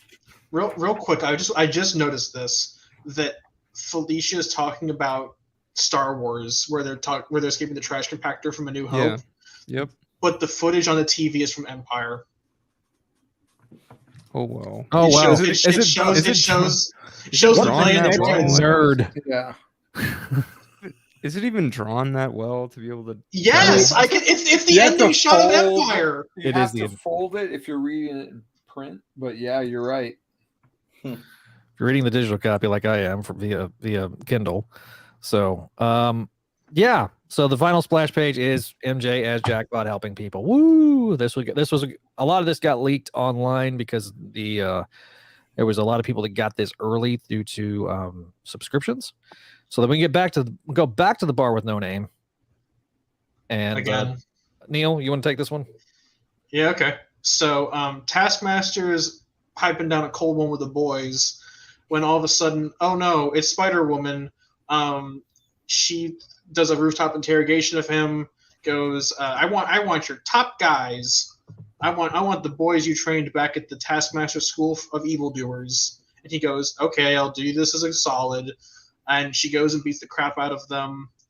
And Carol Danvers is going around asking other heroes about what happened when Jess got shanked by what was the blade from Spider-Verse? Blade of Truth and Destiny, I think, or something like that. Yeah, sure. Anyways, when she got shanked and dissolved into webs, apparently she just disappeared from reality for a while, and Jessica chases down one of Taskmaster's top guys. He does that thing from Empire with the electric tooth to kill himself, and Jessica goes, "Where's my baby?" To be continued. I think that was a cyanide capsule inside the tooth, and he broke the cyanide. Oh, yeah, you're right.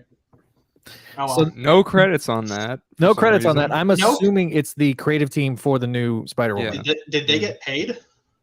Hopefully, they must have. So then we get to the stately Stillwell Manor up in Westchester County, New York. Mother of Invention, written by Dan Slott. Paco Medina is the artist. We As have a Spider-Boy. It's the origin of Spider-Boy and how it ties into, I didn't care about that one at all. Oh, also, all the Stillwells are related to each other, Yes. and they're all responsible for all of the animal-themed villains running around. Even though Rhino is not a genetics experiment, he's just a guy in a suit. Mhm. Yeah, and they're somehow responsible for Morbius. That's a bunch of bullshit. I'm sorry, Neil. I'm And sorry, Lizard. Dan. Yeah, like there's no stop it. Basically, This is a slot classic where he goes, "My OC is responsible for everything that's ever happened in." Hey, any Dan this Slott place." has written more Amazing Spider-Man than you. He knows all. This That's is where I true. wish that Paul was still here. All right, so then I've watched Pacific Rim, so I know more than he does. all right, then we have a 6-page. That means nothing, Yeah. but I've seen it. I've seen it, so I know more than him. That's how. So it then we have a works. That's the 6-page rules. story written by Albert Montez. Montes. I like this one actually because it's just silly. It's a very silly story of. So this guy keeps getting rescued by Spidey over and over again. And apparently, that's what he does. He's like a person that likes to be rescued groupie. And Johnny and Spidey have a heart to heart, and he's like, "Yeah, so I see you met so and so, and oh, Perry's his name. I see you met Perry, blah blah blah." And they're like, "Well, we got to figure this out because, like, well, I'm sure we'll think of something." And then, dude, like, runs towards like Electro, wreaking havoc in Soho. So then somebody dressed in a Spider-Man costume is like, "Hey, I'm here to save you. You must be Perry." And Perry's like, Danger. very disgusted by the fact that some imposter showed up, Mm-hmm. and that imposter was in fact Johnny in a very poorly fitting Spider-Man costume. It always fits eventually. So, there's that little bit, and then all of a sudden Perry sees Daredevil, which that's the way he's going to die. If he's going to go start being a groupie for Daredevil, that is his death. See, He's gone. Like in the next issue. See, that was a fun little pointless backup. Yeah. And then we have Spider Honk. Is that what this is called? Oh yeah. It's called Lucy Goosey. It's Oh, it's untitled. Loosey-Goosey. It's Untitled Goose Game, the comic.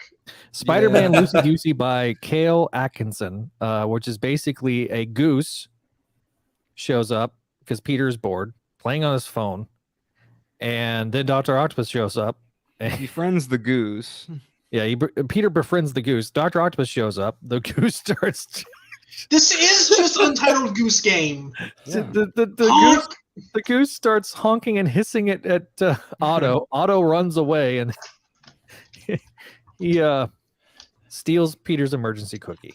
So flies away. Another pointless, silly story. Apparently, the goose was named Stanley.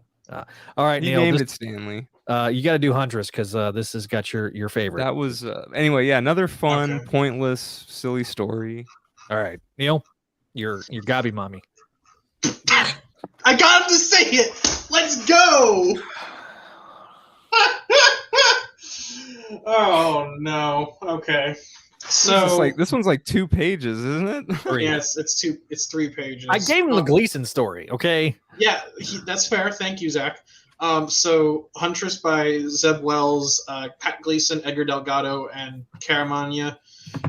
So Craven the Hunter, played by Aaron Taylor Johnson, is in the middle of a hunt for Gabi Mommy, aka Ashley of Kafka, and after a bunch of fighting and blood spilling, they bang. At the end. If you think that's him joking, and he's into that rough shit.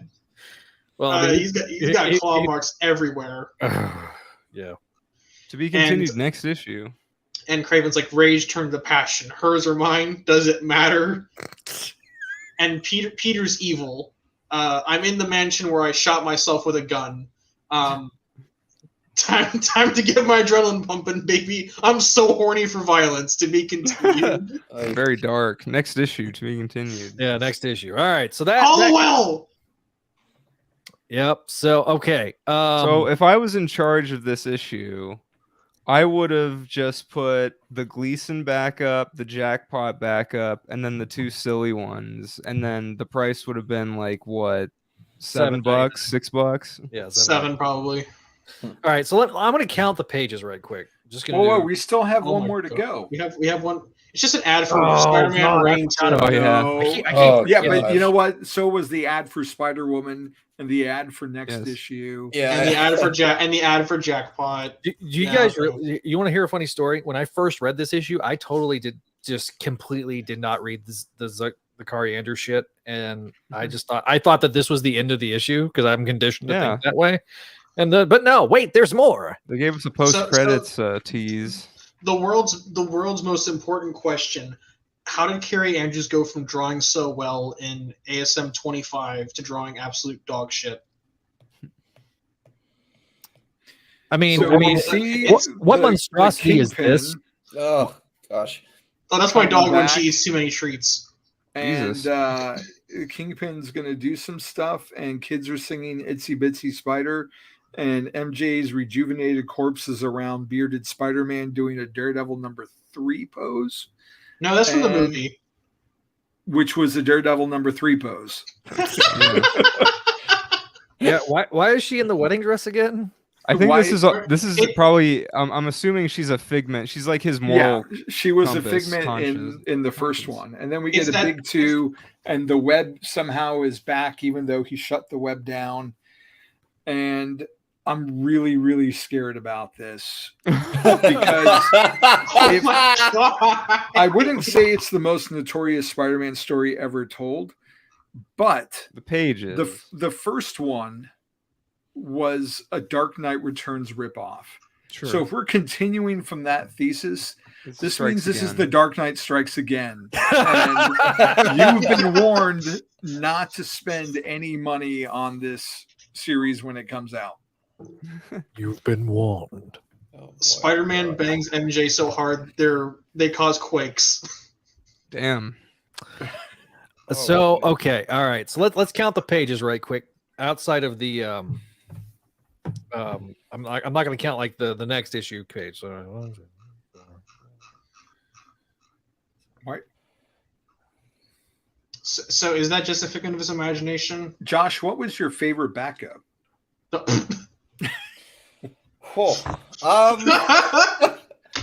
Like, I don't know. I really like 8-Ball. I was glad to see him. Yeah, let's go. 8-Ball. Okay. 42 pages. No.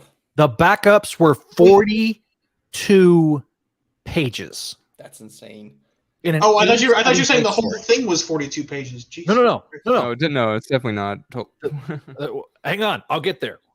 It's 86 pages when you include all the other, like the letter and the ad. Half of it was backups. Half of it was backups. Yeah. Jesus Christ. Okay, but if you look at the digital version, Yeah. like it says 86 pages. Yes. But like one page is prelude, your presence is requested.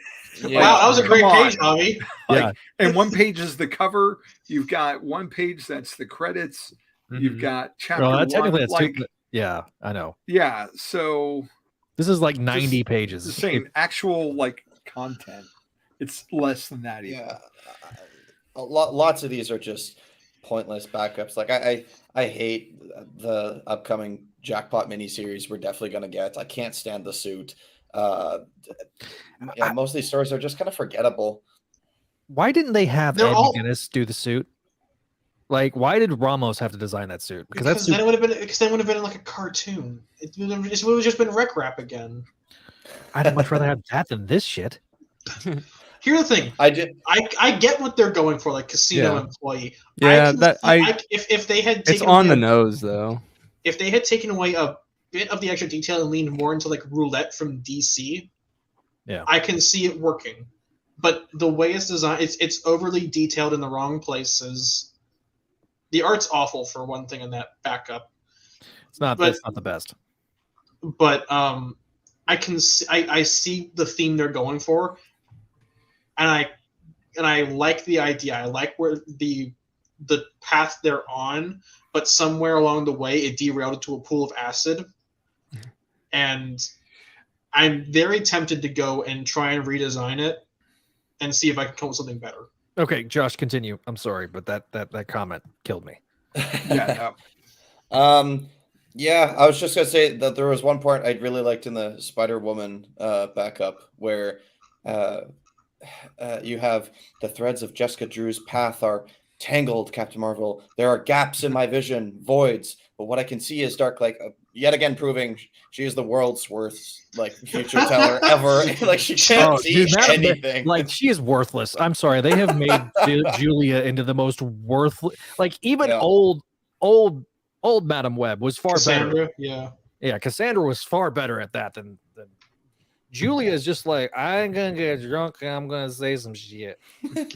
I did like the Nostradamus. writers. She's like a I did drunk like- Nostradamus. Is that what she is? I did like the way the writer like writes Spider-Man. I like the interaction he has with Carol. That was pretty neat. Yes.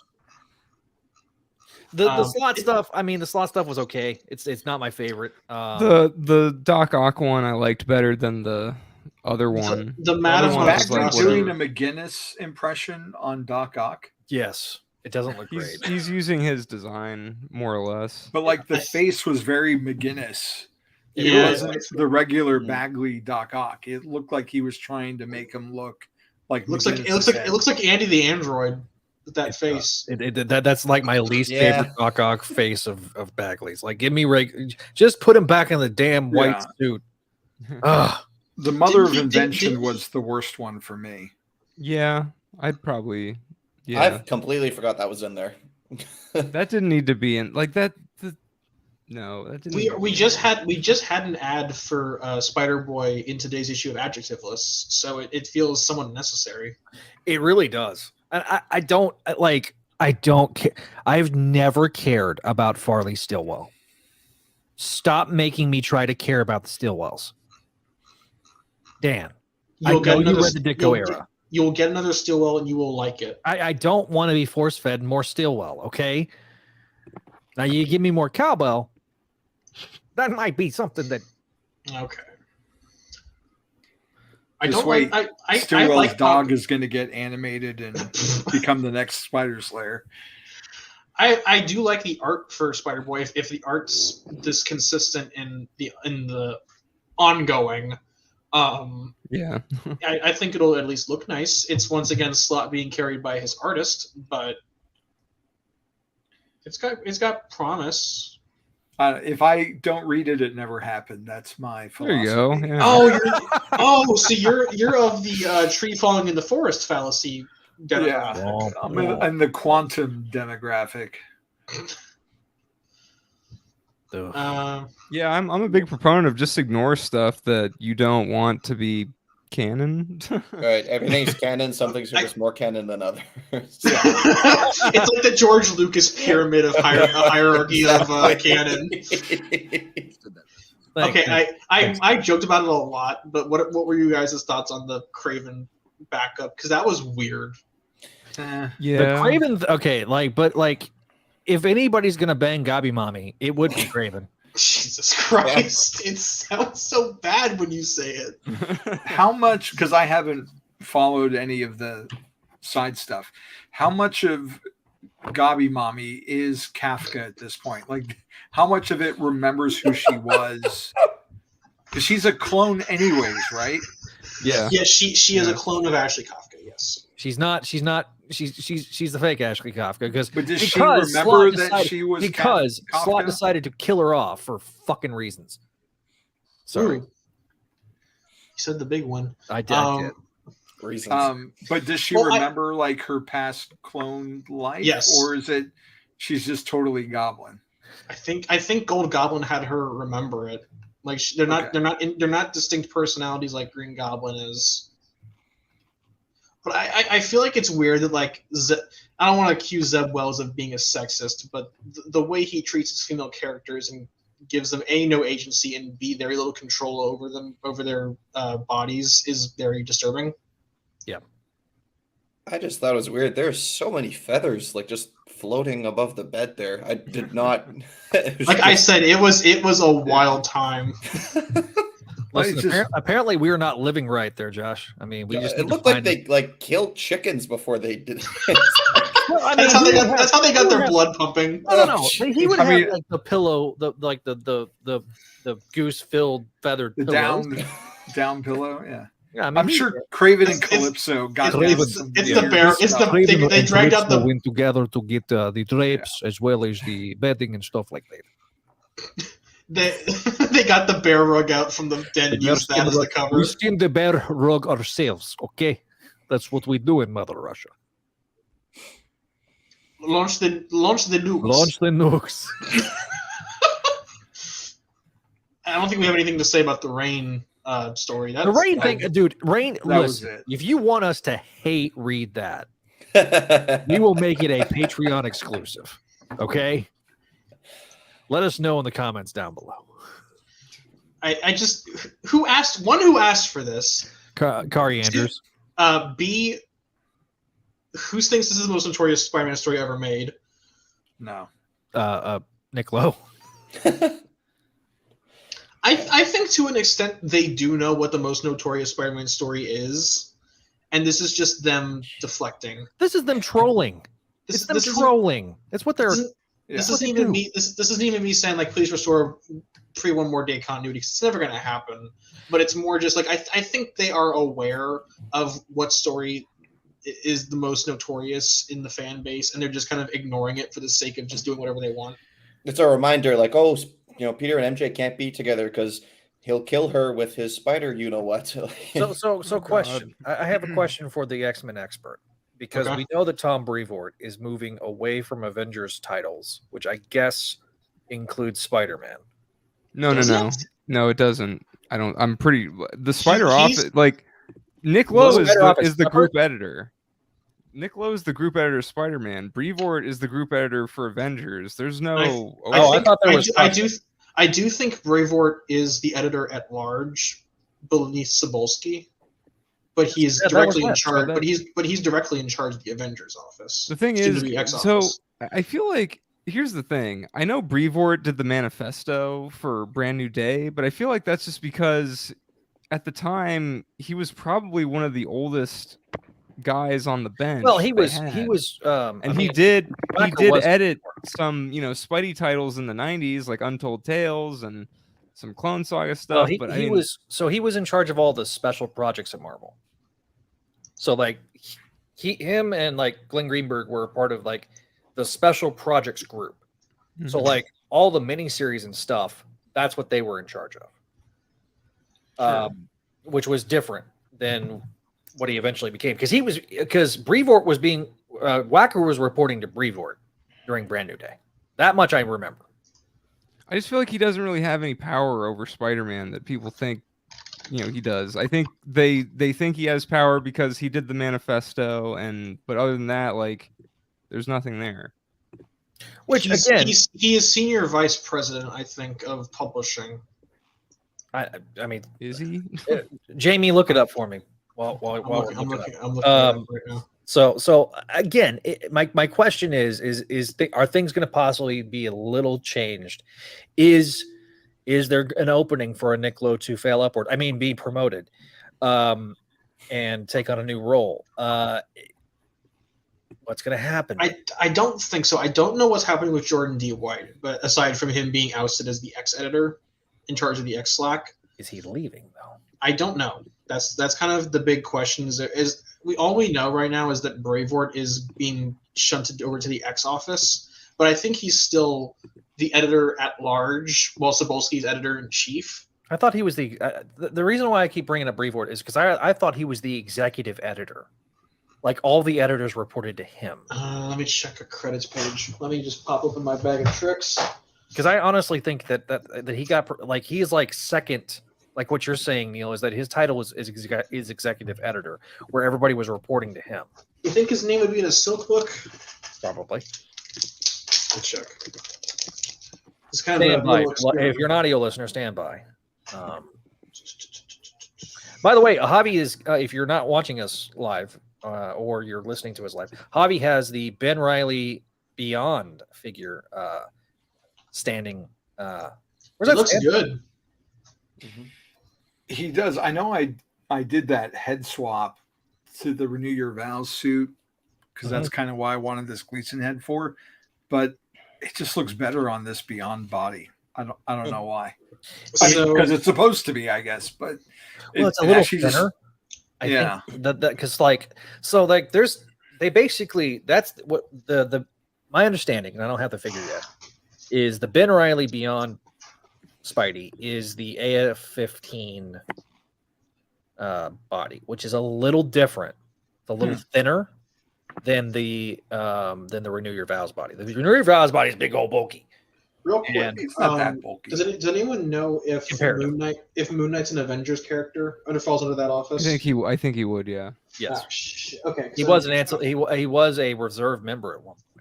He was in West Coast, so I assume he falls under the office. Here's what his Wikipedia page says. This: he became executive editor in 2007, and in 2011 was promoted to additionally serve as senior vice president of publishing. Okay, that's what I was mentioning earlier. And then it says, as of 2020, he's Marvel's longest serving editor. Which that holds, because like Ralph Macchio had already left before Brevoort it was Macchio. Silk actually has a different editor. Nick Lowe is credited as executive editor in Silk. Yeah, because he's Spider Office. Yeah, he's a Spider Office guy. He's the group editor. But usually don't they credit Nick Lowe as like the editor for Amazing Spider-Man, and then they do, and they credit the other people as like assistant editors. Yes, that's weird. This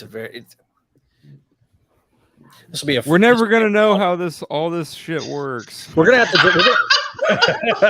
to bring somebody on. The motto of this show: we don't know what shit's going on. It's like, well, that's like, do we really need to know? Like, yes, that way I know who to blame. Yeah, maybe we're not supposed to. Maybe we're supposed to give up and not blame anyone. Speaking of blame, I'm assuming the leaks and everything were about the MJ story. Yes, which I haven't seen any of the discussion on that, and I'm opposed to the whole jackpot thing. Because like I said earlier, we don't need to have every supporting character be a hero. Agree. But the good thing about this story to me was we get to see MJ's grief after everything, because she's been sidelined up until now, other than the annual, which doesn't quite sync up with this. Yeah. But I liked seeing the repercussions for her, and I like seeing that continuation of her friendship with Felicia. Those are the highlights of that story for me. And I have one major problem with it, though. Let's hear it. My thing about this whole thing is, I would have stood up and cheered had they effing referenced the fact that she already had a miscarriage.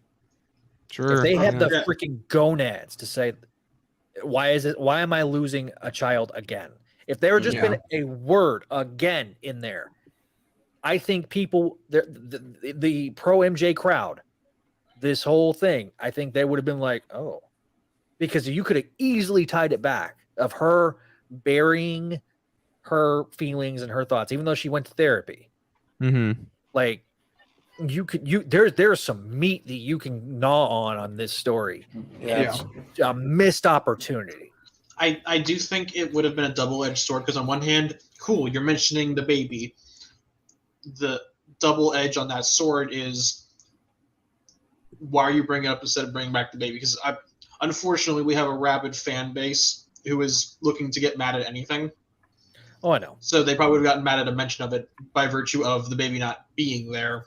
Well, it's like bringing Henry Cavill back in a non-Zack Snyder movie after saying the universe is done. It's guys, in the water. Guys, Netflix will save the Snyderverse. Let me get my AI picture to say it for me. Damn it, Neil. All right. So did we? Okay, Josh. I'm so lost at this point. We've been going round and around. Josh, favorite? What was your favorite? What was your least favorite? We'll do that from everybody.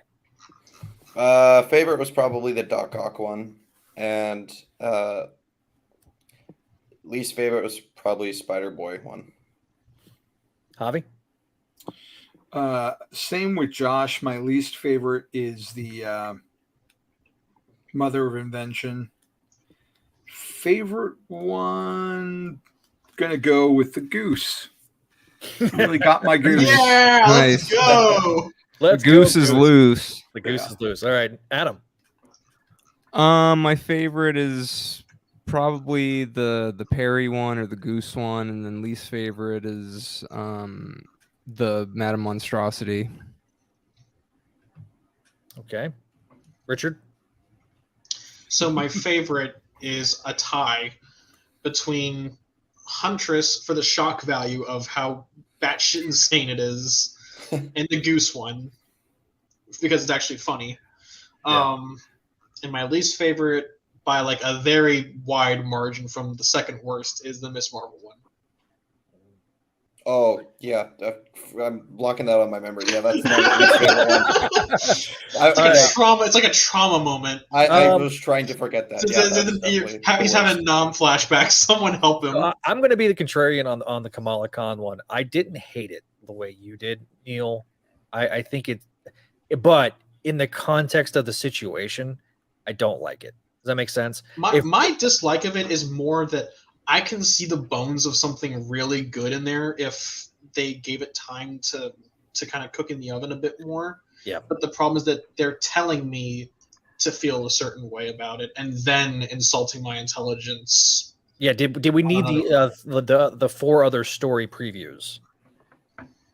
Could you have devoted 10 more pages to this story? You know what I mean? Mm-hmm. And I mean, because like the Goose one and the Perry one felt like they were inventory stories that have been sitting in the drawer for like a year. They should have. I hope we see Goose on the Pet Avengers with Jeff and Lockjaw. Okay, so the thing is, I don't know. I like those because they were just fun, and like the other ones, just I don't really care. They did, like the Goose one doesn't pretend to be something more than an ad. It doesn't pretend to be it doesn't pretend to be an MCU movie. It's just a filler thing.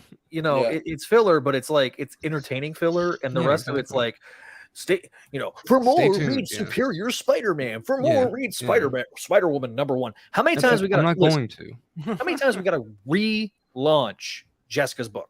How many times? As many times it takes to catch up with Carol's relaunch numbers. I mean, good. Well, God. we got a movie coming out in 2047. Well, the writers may now, maybe getting closer to an agreement. We'll see. So the part of the strike, half the strikes will be over, but the strikes won't end until the both groups because they're not gonna go back to work until the other group goes. But yeah, I mean, Was that an amber alert? No, it's a How green is a alert. blue alert? I have no. For Oh, Taryn Green, sir. blue alert issued for Taryn Green for injury to an officer by Harris County Sheriff's Office. yeah, Cool. Anyways, a blue alert is a officer down. officer down. Yeah. I don't know. It just feels like a giant book of ads. Hang on, let me bring a visual aid. I remember like on free comic book day, you'll go into the store and then you'll get like one of these, literally a book called previews that you would just have. Like, Yeah. that's what this was. It was just a bunch of like. That's not just on three-page- Free Comic Book Day, buddy. That's every month. Oh, that was the only Yeah. time I went to comic So, book stores. this- Oh, yeah. Oh, there you go. So this right here is every Marvel Previews catalog since October of 2017.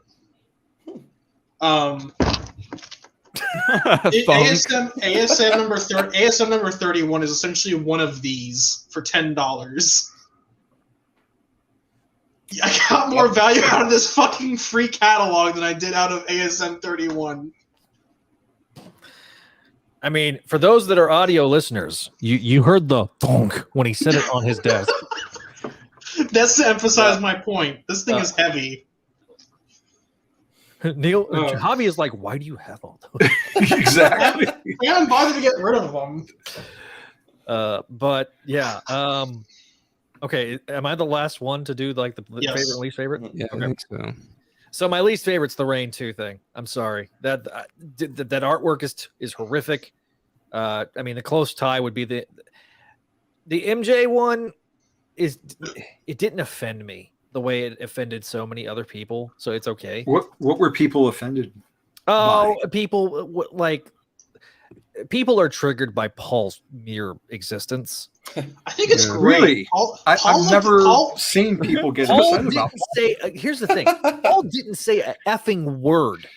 The entire bit is MJ's inner monologue, and they're like, "I can't believe, she's holding Paul's hand, and Paul, like she's holding Paul's hand like a degenerate. yeah, like it's just stop. No guys. hand holding. that Scarlet Woman. Oh shit! Oh, Javi. It's Careful. overblown, and Yeah. I don't. It's the type of stuff that makes it very hard to do Spidey podcasting and to be involved in Spidey like Twitter and Spidey discourse. It really does. If there was something that was substantial that happened, I could understand. But that was leaked. The Rain 2 thing was leaked, and once the Rain 2 thing came out, they just basically threw the ad up. I thought it was a Photoshop from Neil when he sent it to us. Wait, which one? The Rain The promo image, because it was so low res, the one you sent, and then I went to like Newsarama and Marvel.com, and there was nothing about it. I'm like, Oh yeah, this I is just sent that with like out fake. without any context. I was like, here you guys Yeah. go. You get what you fucking deserve. Jeez. All right, we've passed the threshold of F-bombs, Richard. Well, you did 2. I did 1, so it's fine. We're now at hard. I did one. Oh, did It you? was very subtle. It was earlier. Oh, okay. Josh, you get one. You want to use it before the episode ends? Yeah. I'm okay. Okay. No, Comic Bench. We are not still recapping. We're discussing wrapping like up. we're discussing like gentlemen. We have our glasses of wine. Yes. I have my glass of water, so that's keeping me fairly cool because I was a genius and decided to wear a black shirt at this point. My Thurston Howell the Third from Gilligan's Island voice. I thought you were doing the guy from Downton Abbey. I mean, Probably. Was it Mr. Carson? Yeah. I mean, it's the same thing. Yeah. I mean, it's an overly wealthy aristocrat that thinks he knows more than you because I have wealth. I don't have wealth, in fact. So, but my favorite one, I didn't say what my favorite one was. So my favorite one of the backups, is the is the Gabi Mommy one because it actually mattered. It actually tied into, like, every time I say it, freaking Josh breaks. He turns breaks. But I hate that like a joke I made 2 years ago has become like an intrinsic part of Spider-Man lore. Yeah, I blame you for this. But like at least with the Craven, I blame myself. Yeah, it's only 3 pages, but it was gorgeous. It was gorgeous. I mean, Gleason killed it. Great artwork. I liked how Craven was being written. What? What'd you say, Javi? He said, so did Craven, apparently. Craven had more fun than the rest of us, apparently. It should have been me, not him. Yeah. Where's that gif of Yugi from Yu-Gi-Oh? It should have been me. But probably following that, I think the superior one was fine. Yeah, that one was fine. It was weird because you had like those were like 3 pages. So we're talking 6 pages of 40 of just oof. The one other than the, like I say, the MJ one was inoffensive. The Spider-Woman one, I don't care. I'm sorry. I don't care. Yeah, it wasn't bad. I just don't really care. That's the thing. Like, if we're going to go to a $5 21-page of story Amazing Spider-Man, I don't care about any of this stuff. Mm-hmm. Like, you could have given me a update on Ben or something, and that would have at least made sense. I'm sorry that you have to advertise Jessica's book in Spider-Man. I mean, the Superior thing, even the Spider-Boy thing, which is probably amongst my least favorite. Good artwork, but just I don't care about Spider-Boy. Mm-hmm. Like, you're trying to get me to care. Like, I'm still pissed off that now Marvel fully owns the name Spider-Boy, so we will never see Amalgam Spider-Boy ever again. Which, damn it, I like that version of Spider-Boy. But that was back when Marvel and DC used to work together. But Spider-Boy, in terms of like new Spider-Boy, I don't care. Like, you're not going to make me care. So, I know it's Alpha 2 Electric Boogaloo. It's like Slot's trying to do right from his very clear mistakes, and Alpha, he's acknowledged on his Twitter that Alpha was a mistake. So what's Alpha up to? I know he was in an issue of She-Hulk recently, but he should be in the bottom of Hudson. Yeah, he was in a throwaway panel in She-Hulk. Maybe he should be used as cannon fodder.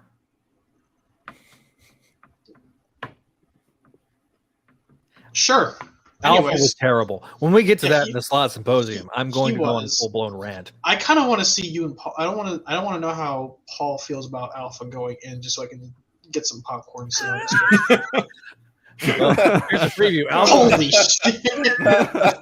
I'll make Spider-Boy come off like Rorschach. It's so sad that Alpha has. It's so sad that Alpha has Ligma. Who the hell is Ligma? Ligma Ball.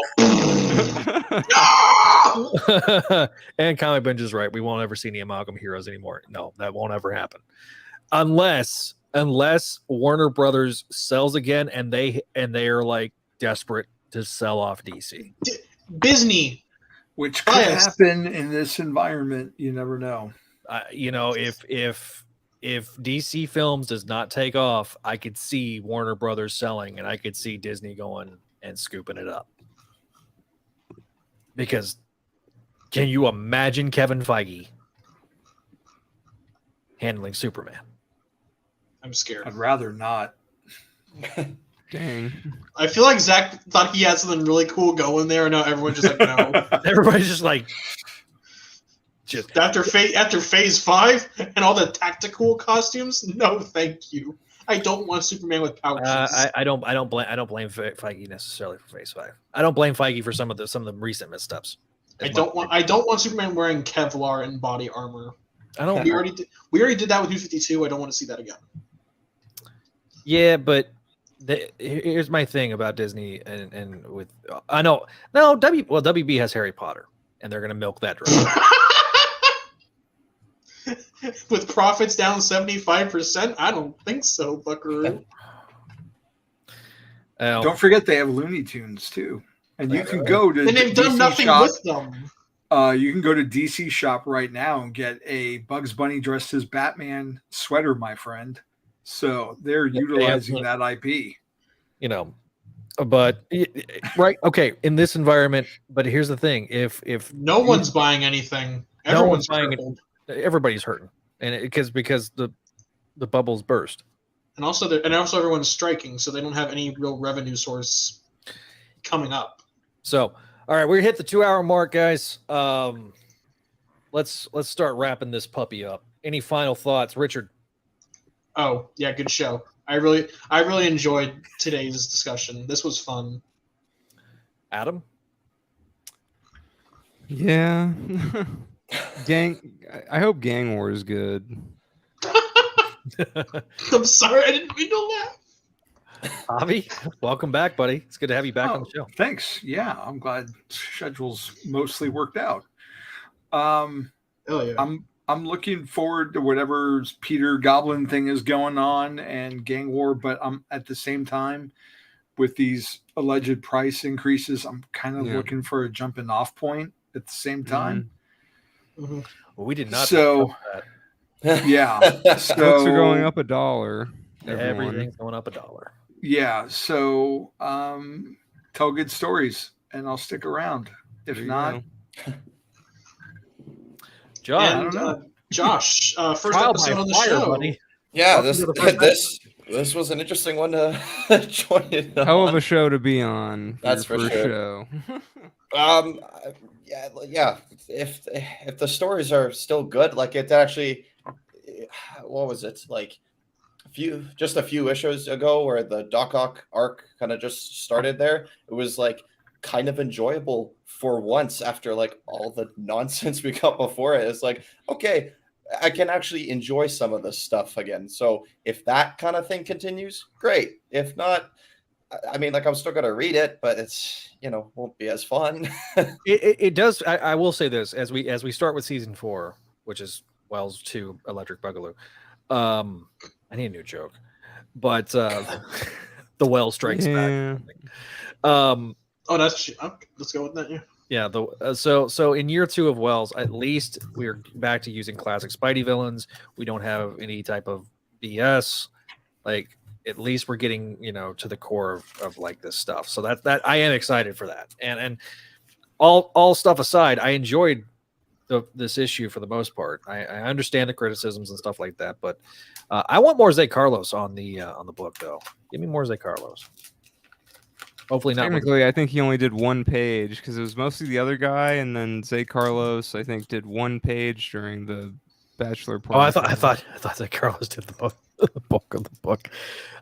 This guy wasn't bad. I'd like to see him when he's not, trying to turn around a tight deadline because I'm sure that these are tight deadlines. So, Which one? The guy that did the Bachelorette party. Oh, Lyso, I think is. Yeah, I thought he did a good job.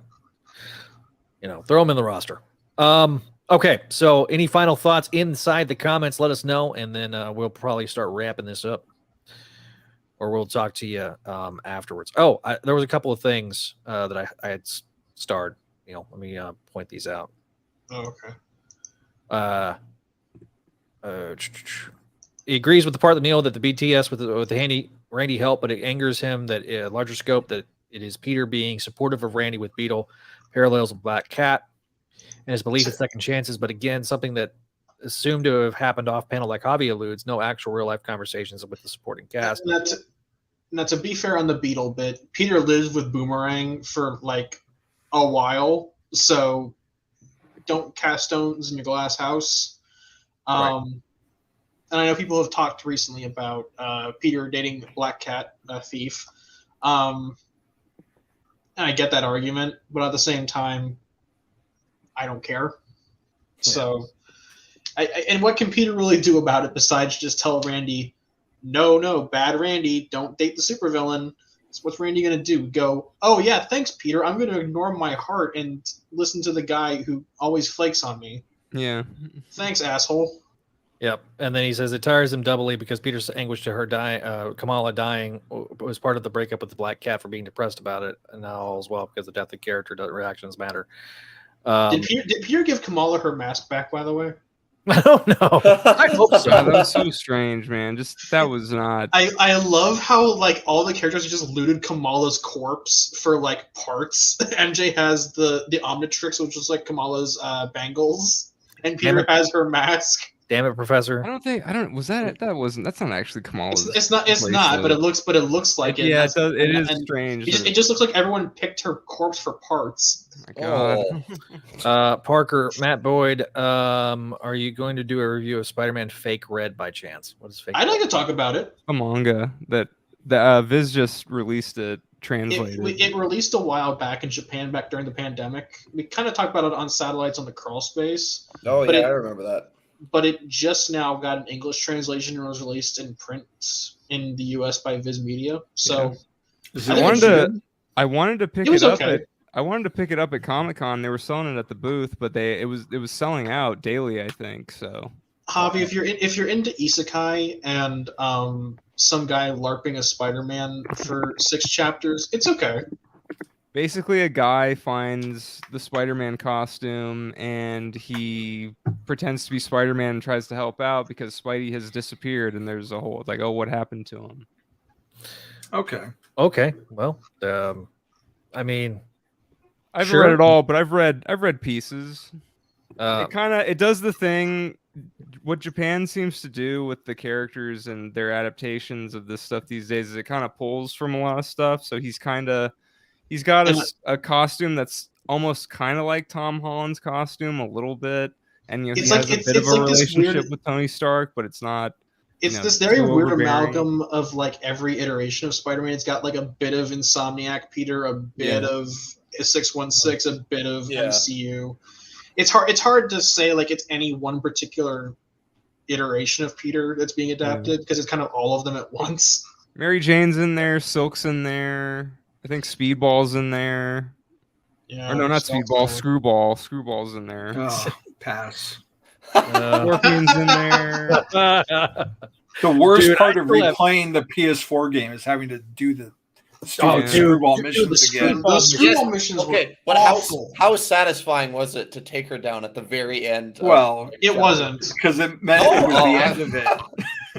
Dude, I was like falling down.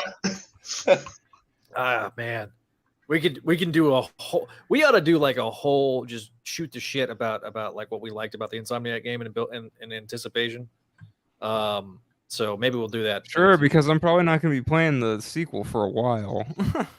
So yeah, the author only got to do about 1 print volume of Fake Red because of low sales, but art was good. Yeah. All right. Well, maybe we'll review it on a future episode. We'll see. All right, Neil, take us out. All right. Okay. Follow us on. I got this. I just meant hit the thing up on the. You just sat there for like 5 seconds. I was like, okay, I guess I better finish it for him. No. All right, I got this. All right. Thank you guys for watching. If you are watching us live on YouTube, I appreciate it. We appreciate it on behalf of the entire staff. Neil, Adam, Josh, and Javi, thank you guys for watching. If you're listening to us on the audio edition, thank you. Give us that 5-star review once again. If you want to follow us on our social medias, you can follow us at Spideydude Radio on Twitter. I'm not calling it X. Facebook, Instagram, and Threads at Spideydude Network. At Spideydude Radio Network on YouTube. If you've not already subscribed, if you're an audio listener, go find us on YouTube. Give us that subscribe. If you want your voice to be heard on the show, you can always leave us a voicemail at 818-925-6631. Be sure to tell us what show you're calling about. We'll play it live on your respective shows. Speaking of those shows, got to thank our patrons over on patreon.com/Spideydude Network. Patrons such as Adam, Allison, Cindy, Ed, Georgia, Greg, Janelle, Jessica, Jurgen, Catherine, Kale, Keegar, Laura Howard, Lump Moose, Master Drama, Phoenician, Scott, Vanessa, and Vicky, thank you guys for your support, as well as Scott, Sebastian, Vinkman, and Winnipeg Webhead. Thank you guys as our VIPs.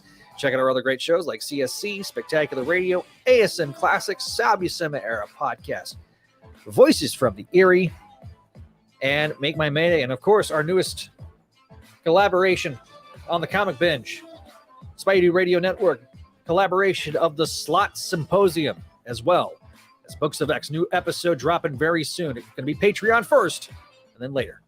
So, thanks for watching, thanks for listening, and we'll see you next time here on the Spideydude Radio Network.